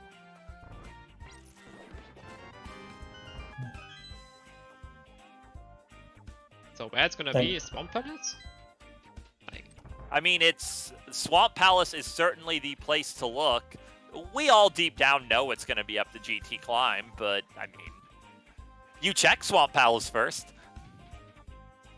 At this point, with that hook location as well locked behind boots, there's no way JJ makes it into brackets at this point. Like, I see no way. JJ is out of the race at this point.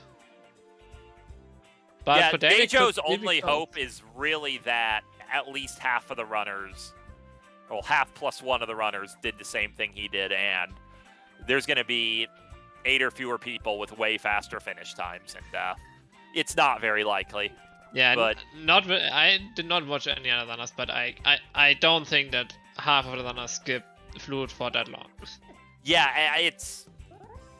Well, it's not just... And the not worst part necessarily about it skip from fluid. JJ's perspective is JJ doesn't know this is the situation he's in. Because JJ, so far, obviously doesn't know what's in the Ice Palace Big Chest, and has found that the flute is not required this seed. So, from JJ's perspective, it's still just, unless Ice Palace Big Chest has a critical item, I'm fine. Of course, we know Ice Palace Big Chest has a critical item. Well, and it's correct for JJO to not go back to Ice Palace, right? Because if Ice Palace Big Chest does have a critical item, and the Ice Palace Big Key was in a Sphere Zero location that you suspect most people will have gotten early, right? If that check is critical, you are dead. And so it is, like, not going back ever, making that just about your last check in the entire game is, I think, game theoretically correct if you're JJO. Oh, yeah, like, the thing is, in reality, with the skill level of this race, if JJO goes straight back for that right now, it won't save JJO. But if it wasn't required, then JJO would be fine. Yeah. So, like, it's not even just with what we know thing. Like, even with the reality being as it is, JJO's making the right choice. It's just, well, it's not going to end well. Okay, so Dan needs to find the Swamp Palace marquee. He probably needs to find... I don't think he has found pot yet. Oh no, he has found pot but did not do anything there. So he's only missing the Swamp Small and Tia Big at this point. And he... And yet Dane's checking entrances. These aren't the right entrances, but I mean, there's only so many left to check. Yeah, Dane will find that Swamp Small key and the book, and we know the book isn't important, and Dane will be on his way. Yeah, Dane's gonna full clear pot here, of course. And then... probably... It should not take too long for him to find the pot big key, the Swamp Palace small key. So, Dane only has 2 pod small keys, has spent 1 to go in the door. Dane has some decisions. I think you just kill Helmasaur King immediately, and then make decisions after that. I don't think there are decisions. So remember like, that what do you want to do? You have to clear pot, and then you just go for the bag and clear everything there. Yeah, remember that that's 2 small keys remaining, and has already burned at least 1 per his tracker and our tracker. So yeah. I mean, you could save scum the vanilla big key chest if you wanted to. That's about your only decision, I guess. You could also just not go to the back at all and go somewhere else, but that would be a surprising decision. But yeah, killing Helmasaur King is a very easy to justify decision. You have to do this anyway. For all Dane knows, the Swamp Small or Turtle Rock Big are on this drop. For all we know, the Turtle Rock Big is on this drop. So Walking is on his way to his... hook shot, so he's gonna do Swamp Penis, and then it's a TR big and a pot small some go. I think he missed one that we know in Desert Light Side, which is not too far away, and he can still find one in spawn. So he's also not too far away from finishing it at this point. Yeah, this is going to be all of the sort of convenience items for wall kick, the tempered sword, the half magic, the rest of the seed will be real easy, and the required hook shot, and the crystal from Meyer. So this is going to put wall kicks in a pretty strong position. So, and I'm going to report, obviously we're only at, from the restream's perspective, 142. This is not a possible jet seed. No one is finished. Right this moment, Dane or wall kicks wins this between these two? I have to say it's wall kicks. He has just had cleaner loading, just faster overall, but Dane is also only, but Dane has to finish season at some point. I think Dane is the one who's ahead between the two, but it's really close. I'm going to be honest, unless the Turtle Rock Big Key is just awful. Oh, and Dane is choosing not to do anything else in pod, which is interesting. But I think it's very likely that both Dane and wall kicks will be top 9 based on how their runs have gone. That's fair. It's not guaranteed, but I think it's pretty likely. And yeah, Dane's going to Hookshot Cave, which it's very hard to disagree with this decision. Remembering Hookshot Cave in the late game is the hardest thing. I don't think we have seen anything out of Hookshot Cave besides that bonkable chest hit, so there could be a chance of a tier Bicky here. A pod small key, which, I mean, that from Dane's perspective is nice, given one of his likely next plays. I mean, we know that's not going to really matter because both of the checks you would use that on are nothing, but it's a thing. Yeah, it encourages Dane to go do the thing that isn't going to pay off, but it's on the way, so it's like there's very little actual time loss to that. It means he's only going to leave one item behind in pod instead of 2. And I think in this situation, you basically always leave behind the vanilla big key.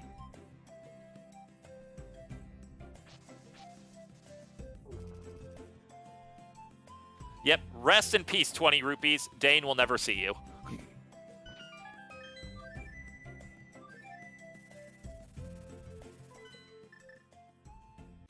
Yeah, the biggest thing for Dane, I think, is Dane needs to find that Swamp Small Key sometime soon, which is, we know which entrance it's in.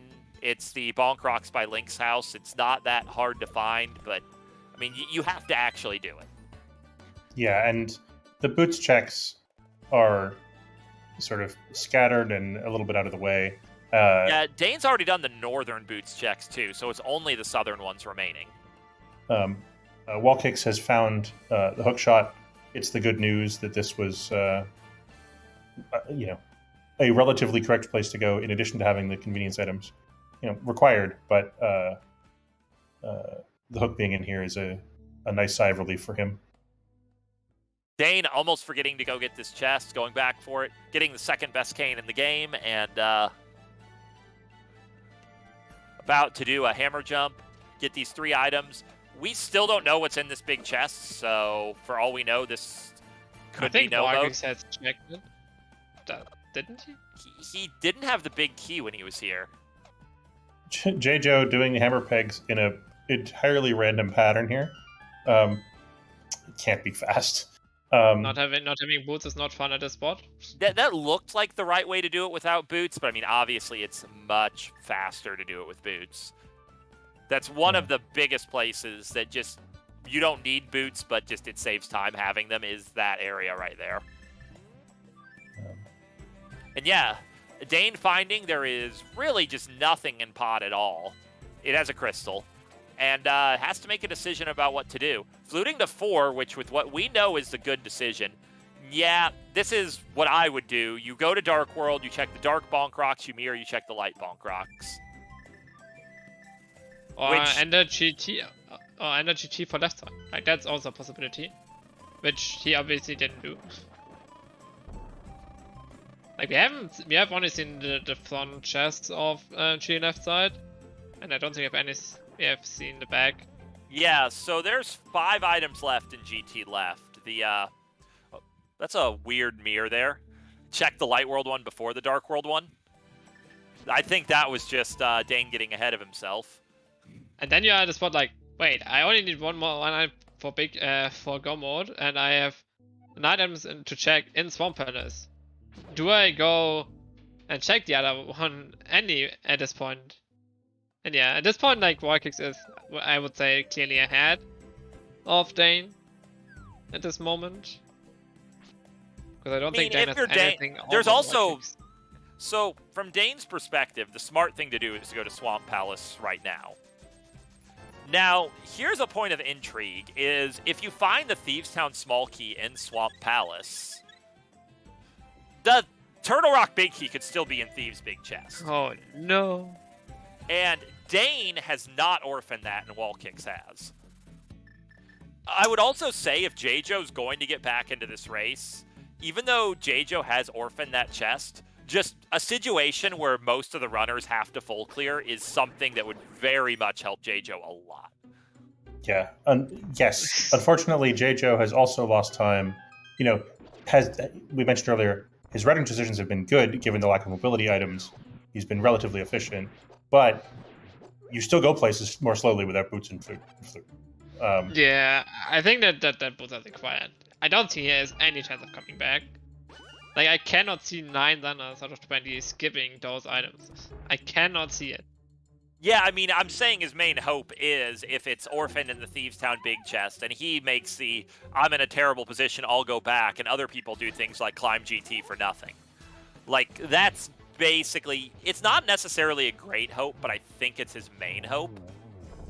I mean, if you're in J-Joe's seat, you're gambling every chance you get, gentlemen.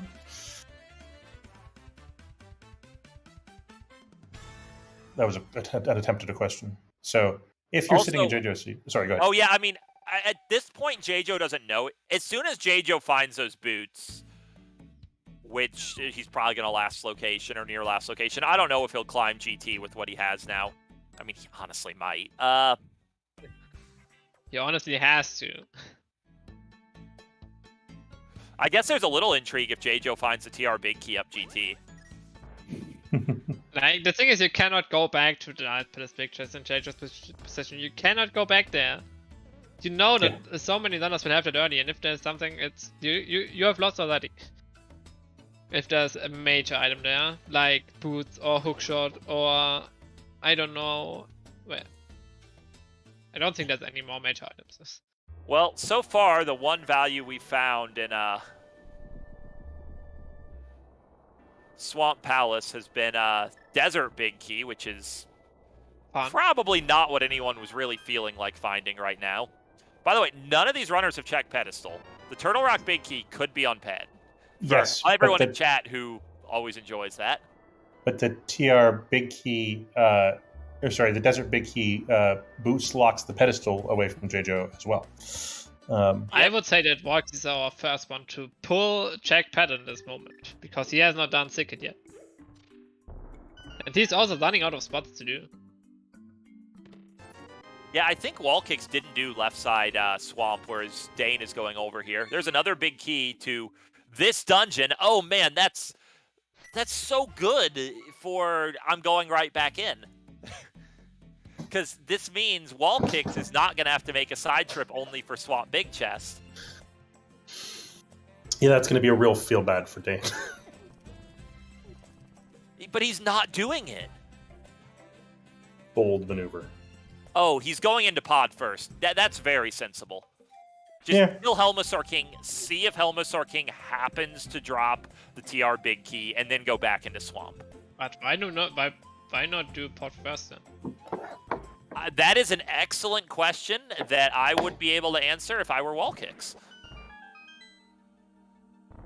Okay, I don't think there's a good answer to that question. So I'm just gonna say pod was clearly better doing before. I mean, you might have the reasoning that you want to find another pod small in Swamp Palace, I guess. That's like the only thing I can think of.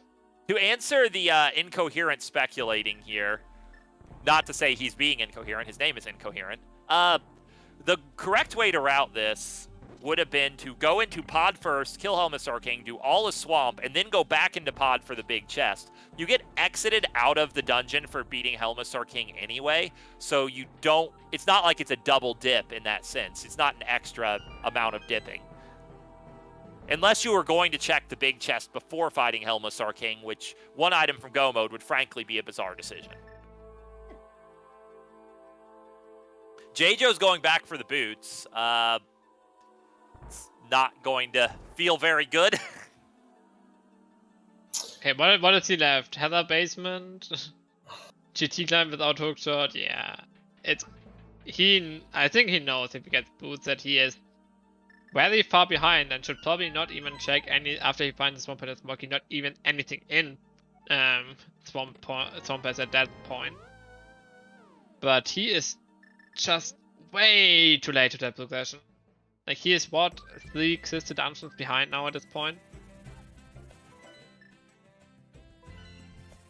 Like, that is a lot of time. And he still needs to find a swamp and a small key as well to that.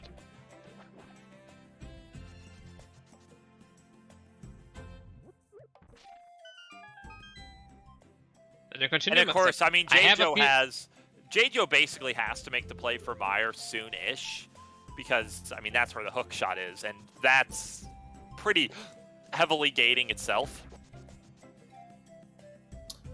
So the question of, you know, other people will have put off Eastern. Have they put off Eastern enough? And in particular, will they have put it off until after they cleared Ice Palace? And that seems unlikely for 11 people to have done. Yes. And you also need to find a fire lot out of Eastern panels first to actually be able to clear Ice panels. Okay, so Wall Kicks did not go back into Swamp at all. We saw the 2 items on the left side weren't important. Dane is going back for the big chest. There's not a lot left. I mean, it's probably just up GT at this point. It's not in Swamp, so Wall Kicks saves time if Wall Kicks never goes back. And honestly, if you've left Swamp at this point, you probably plan to just do everything in GT before going back to Swamp. And from Dane's perspective, you either clear Thieves now, which, as much as I understand the feel of don't do Thieves Town without the small key, at this point, I mean, you just got to do Thieves, right? You do Thieves, and then if you don't find the TR big key here, you go to GT, planning to full clear until you find the big key. Wallkick's making the choice to do GT left before the climb, which I think gets you more items sooner. He cannot climb at this point. He doesn't have the GT big key. Oh, he doesn't have the GT big key. Ah, jeez. That could be a big deal, actually, because, like, do we remember where that is?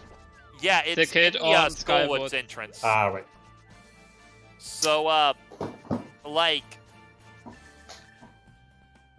it's about a coin flip at this point that the climb is required, this seed, and that could slow Wall Kicks down. I guess he's gonna do that by checking Pat.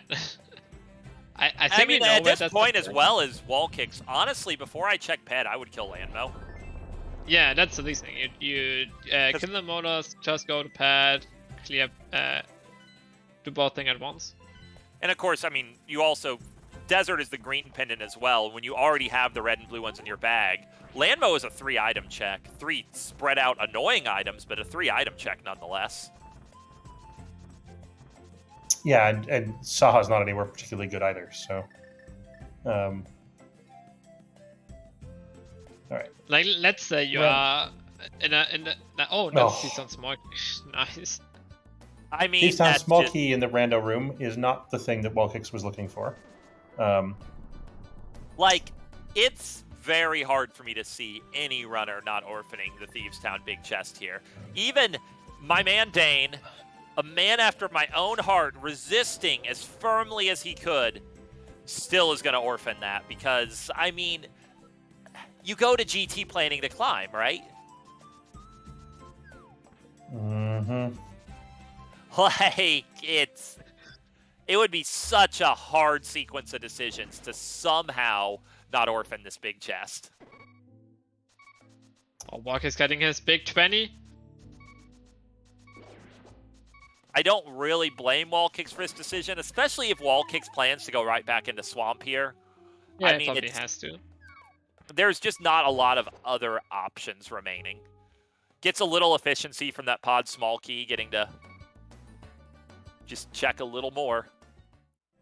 Dane's about to go to 6 crystals. I can't imagine Dane has much else sensible to do other than just go to GT after this. Yeah, but he also has the same problem as Warren is that he cannot climb. But imagine you're in a good zone, you are good on you found a GT big early. Like then the question becomes, do you wanna go and clear GT with a bad GT big key placement, or do you do anything else before that? And hope you can still win off of that.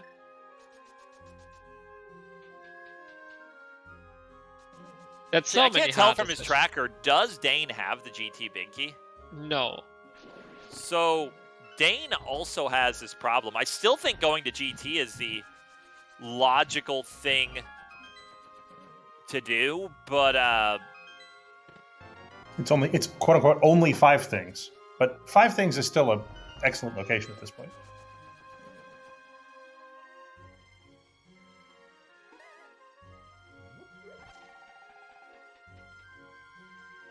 not entirely Only sure where for- Dane is actually going here. TR Front to TR. Okay, think I've if seen he that hasn't from done Vortex. that, that makes sense. We know this isn't the answer, but I'm with you, Dane. This is a play that I would consider smart. Yes, we're in the unfortunate for commentators part of the seed where the runners get to make a whole bunch of choices that we know aren't correct, but are nevertheless the correct play for the runners to be making. So we just get to feel sad for a while. So I think between Dane and Wallkicks, they will each have a reasonable number of reasonable things to do that aren't correct, that we've seen the other one do. I'm actually surprised that J-Jo is actually going for a full clear of Maya here while having last located those boots.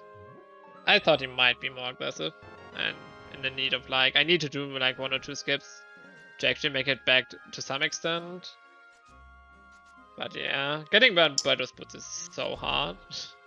To answer the question in chat, it is the top 9 out of 20 advance, and as of this 2-hour mark we're hitting, no one has finished yet. So, I mean, that's kind of unsurprising. This doesn't look like a seed that anyone could jet through, but just when you hit 2 hours, you start sweating. That more proves the point that the TR big key is just sitting in the GT climb, the dumb tier GT big key placement. Yeah. So recap for people that weren't here in the first place. The GT Big Key is at Sick Kid. Sick Kid is in the Skullwoods back entrance. I believe, was Dane there with the fire rod without a bottle? I don't Dane remember. was there without fire rod and Marcus was there without a model. Okay, I knew it was one of the two was one way around, which has led them both to not having the GT Big Key, which is the only thing J-Jo has that the other guys don't. That's sort of relevant.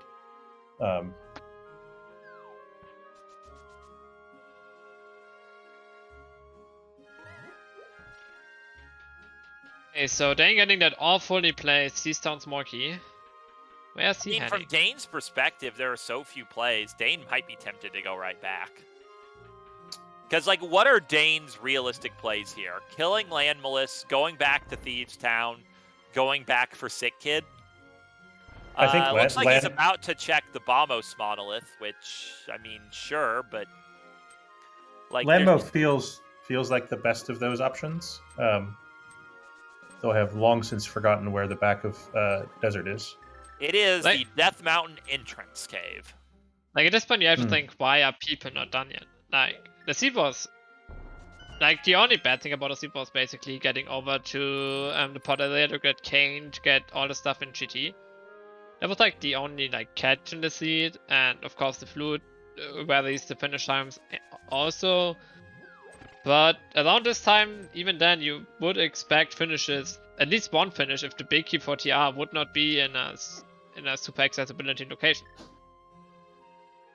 But even in Spike Cave, I don't think there would be no finisher at this point.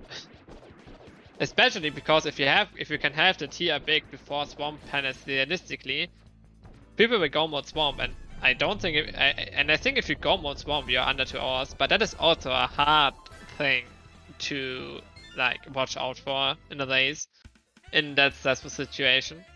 So I can. How much are you trying to infer off the lack of finishes if you're genuinely racing here, right? So it's easy for us to say that we've got lots of spare brain cycles.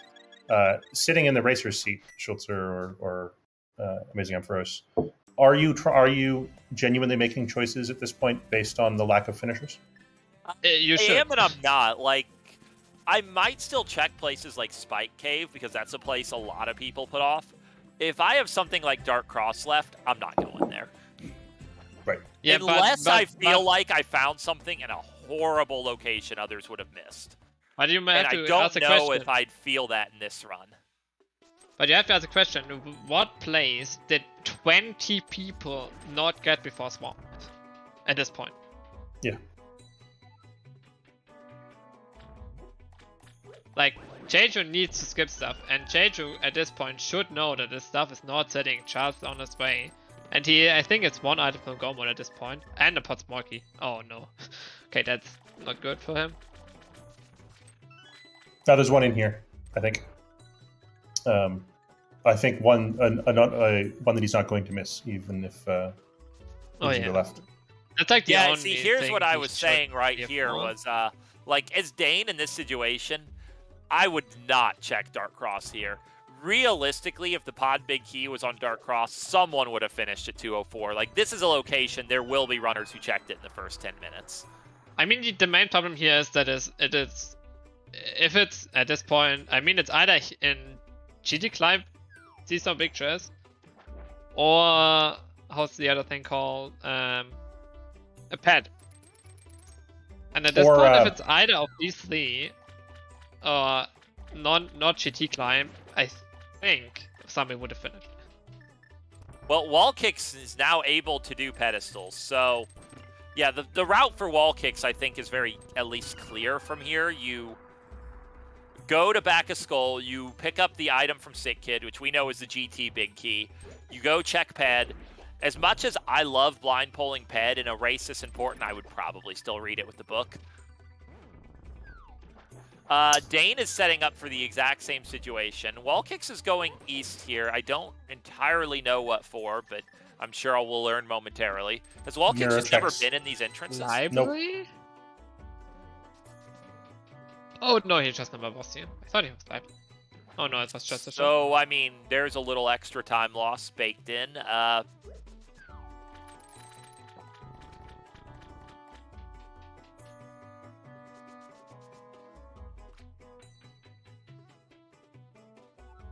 And leaves behind the mirror portal there, so can't check, or I guess could just run across here and lift the rock. Oh, if he just goes to pet, he is missing out on a GT big for just the one. I mean, he's probably going to check these bonk rocks, flute to 3, take the portal to Dark World there, and go into Skullwoods. Yep, looks like it.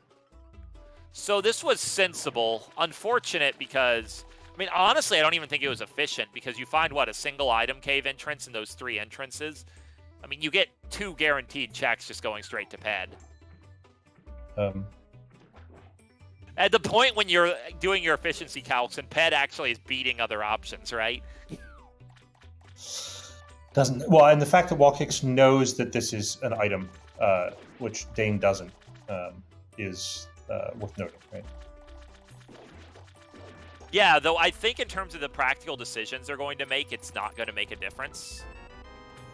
Depends how many item caves are missing on Dane's side. I mean, Walkies will find his GTB key here, and I don't think he has any other option than to climb at this point. At least no other practical option. He could go back to Thieves. I mean, if the pedestal is powder... He's probably, before climbing GT, he's going to turn in his green pendant to Sahas, too. Yeah. Yeah, most likely. Was it as a pedestal key? It wasn't Swap Pedestal, I think. Okay, that's not the answer. Oh, oh no, not powder! That is a funny item to find. Oh, that could bring Dane to clear Aga Tower.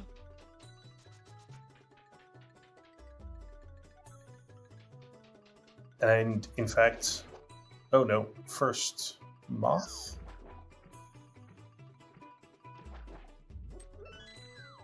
Yeah, I think if he's doing Moth first, he's gonna find Cheaty Big first, and we hope him that he's not doing Aga Tower climb. But even if you last you can get Cheaty Big here, gonna be hard to win this with that many good runners out there. Like, I think we have. So I would like to announce that we have our first finish. It is Gamachu finishing with a 2:07.57. So now everyone's on the clock. Ooh, Gamma grabbing first place. I think it's the first place running runs against the second place, or is it shuffled up again for the brackets? As I believe we have the rules written, you know, it's seeded based on your finishes here. Obviously, Goomba will be the 1 seed, and I believe the 7 and 1s are randomized. So it mostly is just, if you get 9th, you're playing Goomba. Otherwise, it's random. Oh, so it's randomized. No, wait. But the first one is like the 8th place, which plays against the 9th place in the brackets. Yeah, the two of the 5 and 2s should play each other. Sorry, yeah. 6 and 2s.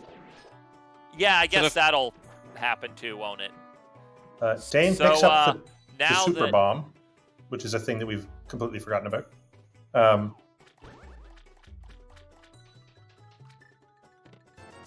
yeah, Super Bomb. Do we have anything left?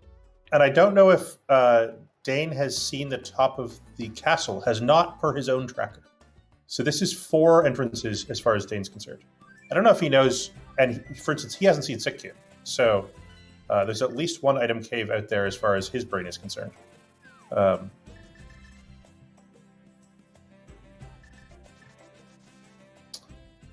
Yeah, now we have a finish from Willard J. Bradley in 2nd place.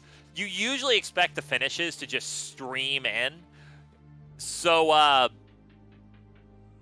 if you are not, like, if you're Dane or Wall Kicks, you feel like you're still in an okay spot, but because, you know, you finish very quickly once you find the one thing. But if you're J-Joe, I mean, you're...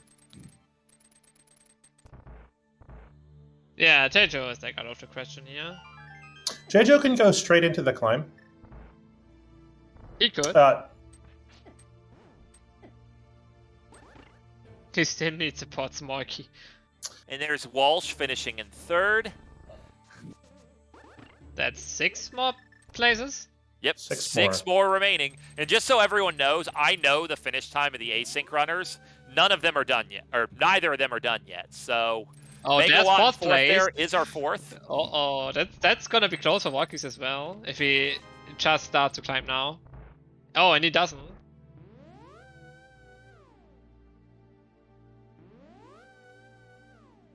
I think for us it could still be to see some pictures. But I would doubt it. I don't like there would be a sub 2 time almost. Because the Seastone Smoky was available before clearing Seastone, I guess. But yeah, there's Black finished 5th place, only 4 cards remaining. Can I comment that it's remarkable at how low the variance is in these times, right? It really is nothing, 5 runners within 2 minutes. So these people are all remarkably close in skill. Mimic is a check that I don't think we've seen on stream. $20.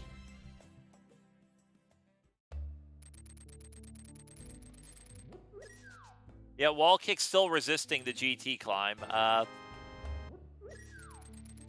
Wall Kicks might be thinking it can't be up GT with 5 finishes, but I mean, given those finish times, I don't think. I mean, you could totally be up GT with this finish time. Is the other question is, if it's up GT, can you get there in time? That's the other question. Like, the thing is not. I do think if it would be GT Climb normally, I think we would have had a faster finish. But with the GT Biggie in such an awkward placement, like that is what is pushing the finish time so back from all of them.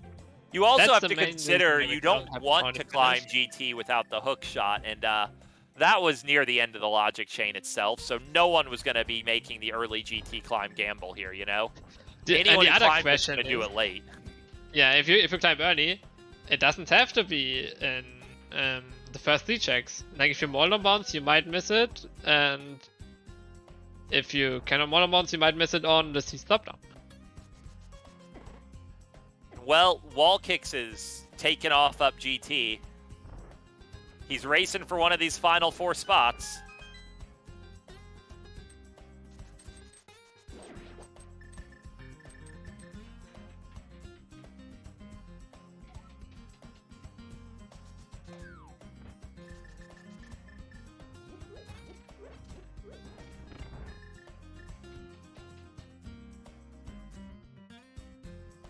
Man, it feels like a luxury to be doing this with as many items as Wallkicks has. Oh, yeah, like, with the equipment Wall Kicks has, there's no content in this game he's scared of at all. Though, I mean, this Blues Isaac is certainly trying to make it as difficult as it can. That's actually continuous audio. I mostly don't like the Zack that is going through the middle up to the up the place, and I'm like, why are you so bad, Angie? Why did you walk? Why can you walk between spikes? Not even I can do that. And there's the 6th place finish with a time of 2:13.44. It's getting close for Wall Kicks here. I don't think Dane has any chances here at this moment.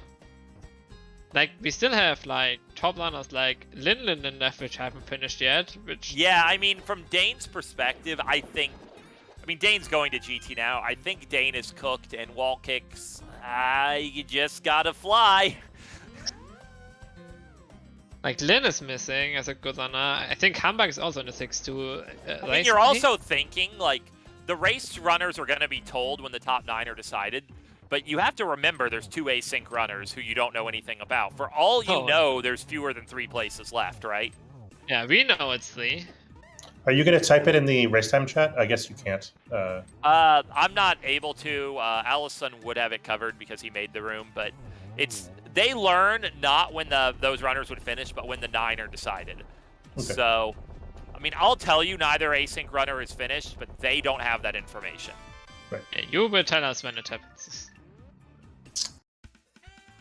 I guess that's symmetric in that the async runners also didn't get any finish time information. So. That is exactly the reason why it is that way. It's just, it's giving the async runners some, it's not even all of it, just some of the metagaming advantage that they're losing back. Wallkicks gets a health refill, which is not completely irrelevant. Oh, he gets bunny beam. Okay, so that's an important piece of information. Climbing GT without the hook shot or boots would have done nothing for you.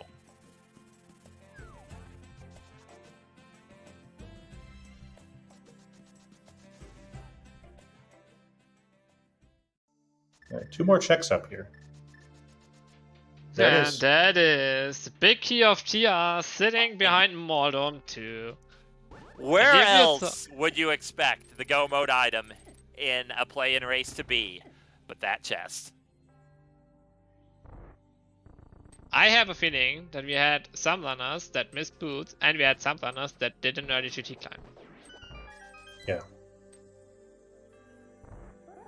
And the thing is, if you can do Moldom bombs, you might be more inclined to do an early GT to get over to the pod area, because it feels good. And if you do that, you're never going to climb GT again.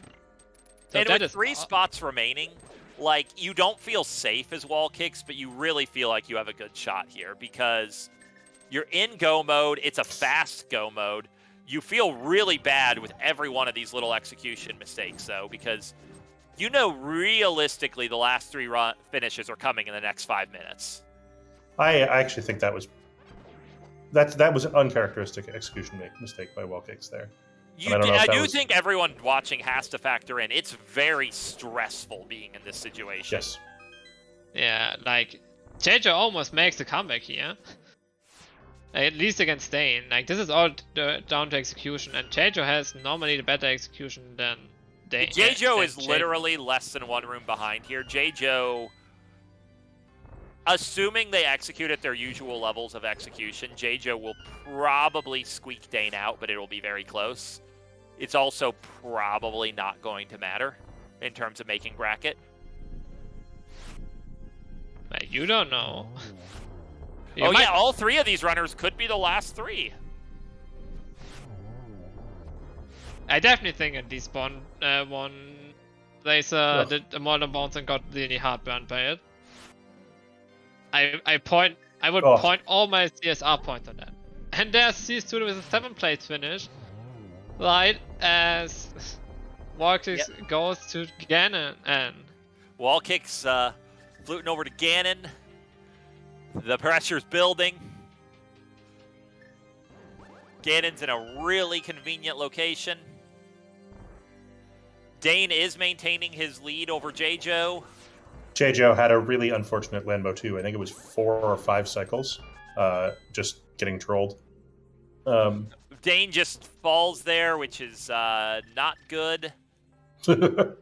I mean, you can see in the execution of all these runners just how stressful this situation is. When you know, like, Dane and JJ both heavily suspect the TR Big Key's up here, and they're right. So, like, they know it's still possible for them to win, but it's just, you know, slipping through their fingers.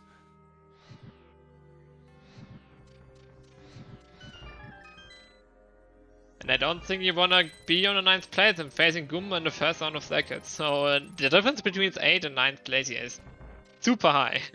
It is, but it is. I'm gonna throw out. It's a single elimination bracket, and you would generally assume if you're gonna win the tournament, you have to beat Goomba. I mean, there's one runner who doesn't have to beat Goomba to win the tournament. Unfortunately, it's Goomba. That's not true. Because if one other runner beats Goomba, and then you don't have to beat Goomba. Yeah, then you just have to beat the guy who beat Goomba. Yeah, but you cross your fingers for variance, right? Oh, Humbug finishes 8th place! Oh my god! Humbug finished 8th place. Fanfare sniping Wallkicks, but there's 1 place left, and it goes to Wallkicks. Neither of our async runners finished top 9, by the way. Which Wallkicks didn't know. When he saw that Humbug finish, for all he knew, we were too slow to tell him one of the asyncs had beaten him. But no, Wallkicks has it. So, at this point, can we get the async times? Because we all know what... Yeah, sure. Okay, I will tell you guys here. Locke was the faster async time at a 2:20.54. So, he was a little more than a minute behind Wallkicks here. Mystic, the other async runner, is a 2:38.46. So, things went wrong. Further back. Dane and JJ are in the waiting room, and Wallkicks has joined us. Hello. So, congratulations on 9th place, facing Goomba next round, and squeaking in at the last minute. I feel like I've raced Goomba before. Have fun. I mean, it's exciting. Please beat him for me, please. If you can do it. I'll do what I can. I mean, it's Goomba. Yeah, and we see that our async racer Locke was 10th place, so tough break there. 10th place is always the one you're the most scared of getting. Mm-hmm. Condolences to JJ and Dane, who have just joined us in the commentary booth. Yeah, they finished within seconds of each other. It hasn't caught up yet, but I mean, you can tell they're going to finish. And you can also tell that Dane is going to lose slightly to JJ by his decision to hover to try net. He did successfully execute, so props for that. I didn't get all the way. I got pretty close. I got about 3/4 of the way, I think. But I knew I had to do it for the fans once I saw Wallkicks finished 9th place. Yeah, this was a pretty interesting race to watch. In the first about half hour, Dane, we thought you had the just distinctly best position of the three, and you had the flute like instantly, and Wall Kicks got it in mid game, and J-Joe, the flute was not his friend.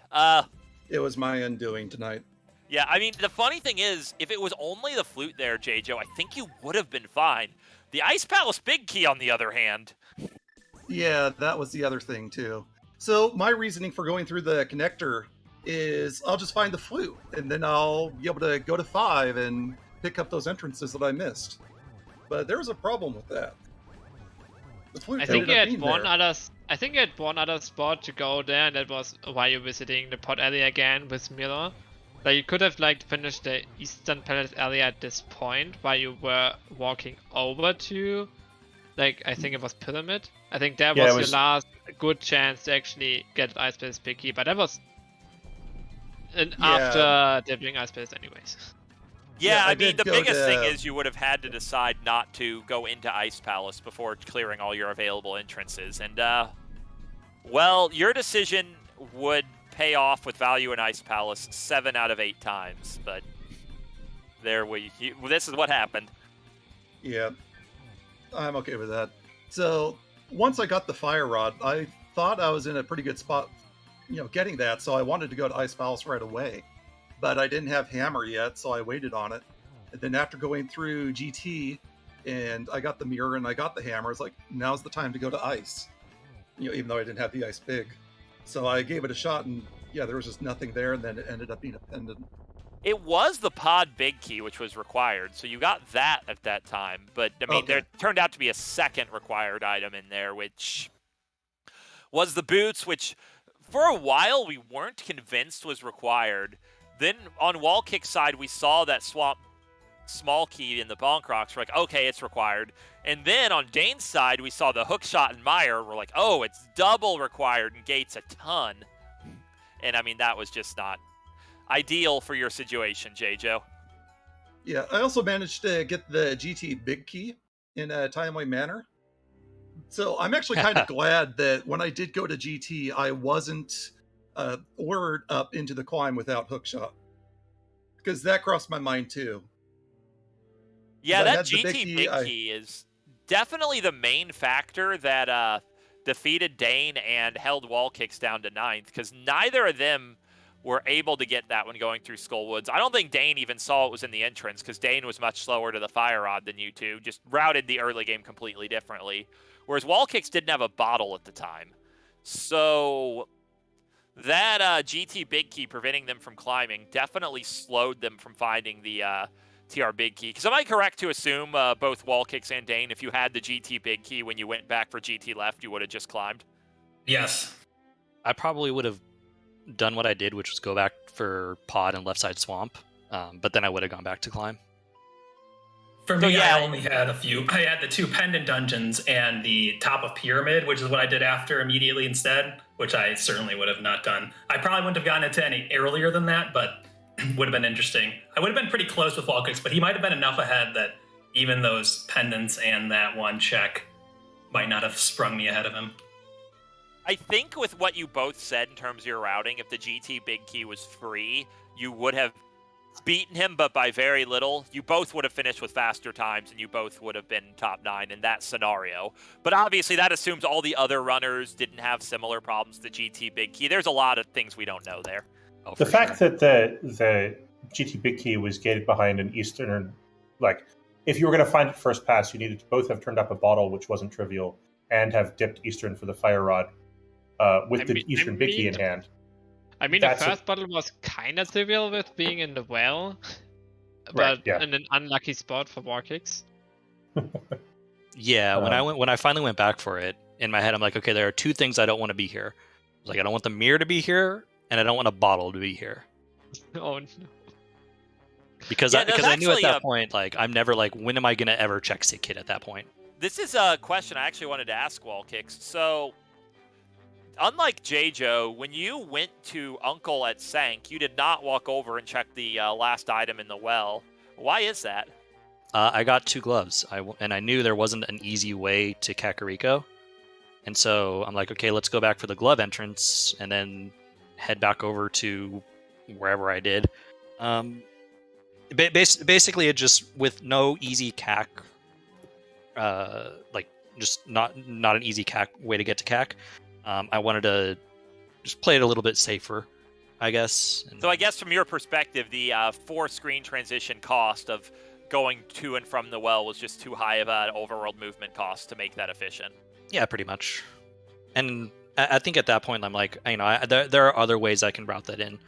I want to say I might have had Mushroom by then. So the idea was to turn in Mushroom and do the check in the well.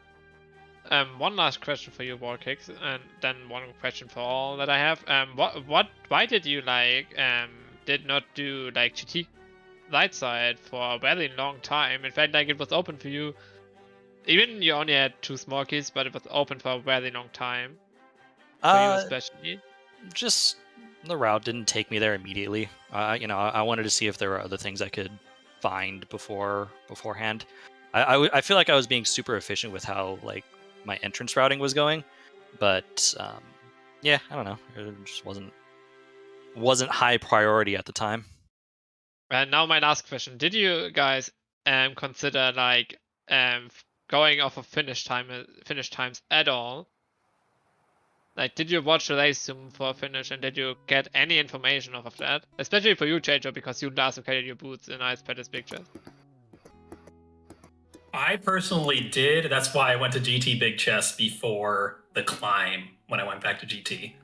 But other than that, I didn't do anything. It made me think pedestal was less likely, but I still did what I did. The commentary team was disappointed in you, Dane, that you went to Dark Cross on the theory that if it was Dark Cross, you were dead already.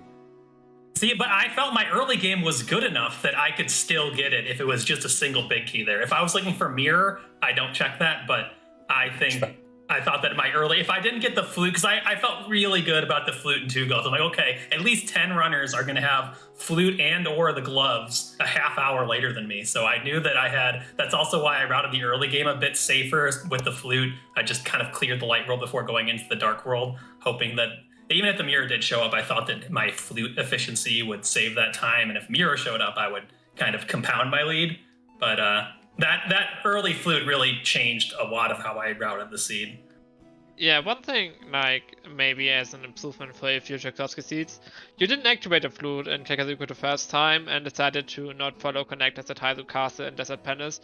But that is heavily good information. If you have a flute and now you can go back to connectors early, that you check that maybe sooner rather than later, because you wasted a lot of time doing death swaps instead of just getting new information out of checking connectors. Especially, for example, your Hyrule Castle adventure with that green guy. Yeah, I don't know why the enemies were not cooperating with me this season. Yeah, it was kind of because, the point was, if you'd already activated the flute, you could have just killed the green guard, killed the guy, get the chest, save and quit flute to 3, instead of... you had... To your credit, Dane, you successfully managed to do what you wanted to do, and it was close. That green guard gave you the worst possible RNG. Yeah, and I knew that in worst case, I could just walk out and the pots would respawn, but yeah, I was not happy about the way that green guard was behaving. And then also getting rope lotteried into pod after waiting for 4 jumps to get a big one, and then it not jumping at all. And then in Swamp Palace, the red both the Stalfos crowded my diver down, and I wasn't able to do it first try. So I had a lot of annoying enemy sequences in this game. Yeah, and also, Dane, I just have to wonder, how did you feel after... See, both Wallkicks and J-Joe did Thieves super early as soon as they could, just, if it's the big chest, whatever, and it wasn't the big chest. You resisted that Thieves Town until you were down to only really pretty marginal plays, and you're like, well, now I gotta do Thieves Town, and the very next thing you did after Thieves was the Thieves Small Key. Just what was that feeling like? Oh, I was worried when I saw the finish times come in about that seed, but I was like, if it's there, I'm done. I felt like I had some pretty good options because I had Pod and Swamp and Mire. I was gonna go back there sooner if I hadn't found those boots in Ice Palace. I did think Ice Palace versus Thieves was a bit of a tough decision, but it just felt like with getting the keys and the cane and the fire rod and all that stuff that Ice Palace was going to pay off.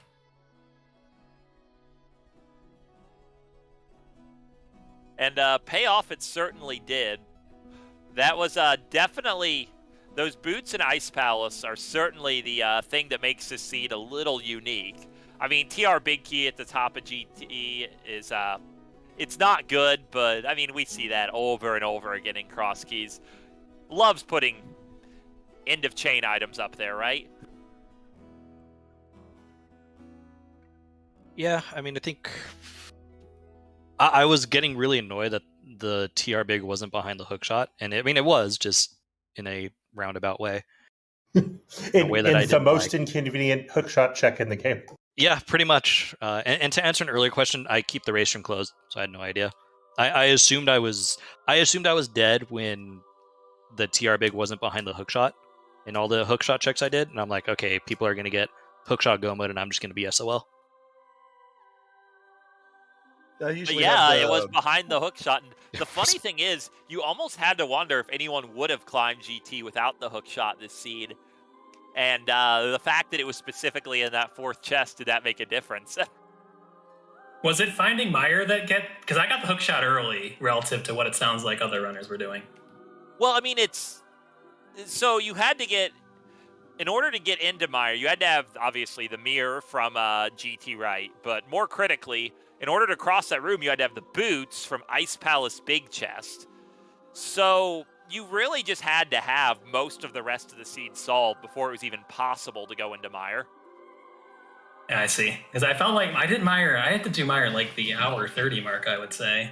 Yeah, and then you found the hook shot, which, I mean, you still didn't have the swamp small at that point, but I mean, most of the rest of the seed from that point was just the hunt for the TR Big Key, and it was somewhere bad, but I mean, that's just what the game does, right? Yeah, I might have needed one more big key as well along the way. I can't remember. Yeah, I think I was in Meyer, I think in the 130s. That sounds about right. So I feel like I found Meyer a little bit early just because I happened to be on the mountain and happened to have the mirror and figured I should check that bumper connector early. So I knew that I knew about where Meyer was before I checked the boots checks or even some other entrances. Gotcha. But thanks for the restream. I'm gonna head out, and we will be back for brackets, I guess. Good luck next week. Congratulations for making brackets. Have fun racing Goomba. I hear he's pretty good at this. I mean, his tournament record, when is the last tournament loss he's taken? It's been about 2 years, right? It was to me in Game 2 of Grand Finals. Oh, yeah. I mean, if you want to count single games. Then, if you want to count single games, you have that one. But yeah, no, it'll be fun racing Goomba again. But yeah, thanks for the restreams. I'm going to head out. Take care, everyone. Yeah, have a good one. Bye. And I think we're just about wrapped up here. Any last things to add, Dane, J-Joe? No, definitely just thanks for the restream. I'm happy with how the tournament goes, so thanks for the admins to running it. I started out 1-2, so to be able to have the Swiss and get to 6-2 instead of like a double elimination where I just eliminated week 3, it's definitely appreciated to get to keep playing. Get to play in this fun tiebreaker game here and get, 11th or 12th place. I mean, I would have been happy to play this race, but I'm more happy that I don't have to play this race, to be honest. Yeah, it's so volatile when you have a race this big, especially because you just come from all these 1v1s where you can make different decisions. Yeah, the Swiss is also just organizationally better. Double Elim is a disaster to try to keep running, and so Swiss is has the virtue of definitely finishing in 8 weeks. So yeah, do you know how long a 182-person double elimination bracket would take?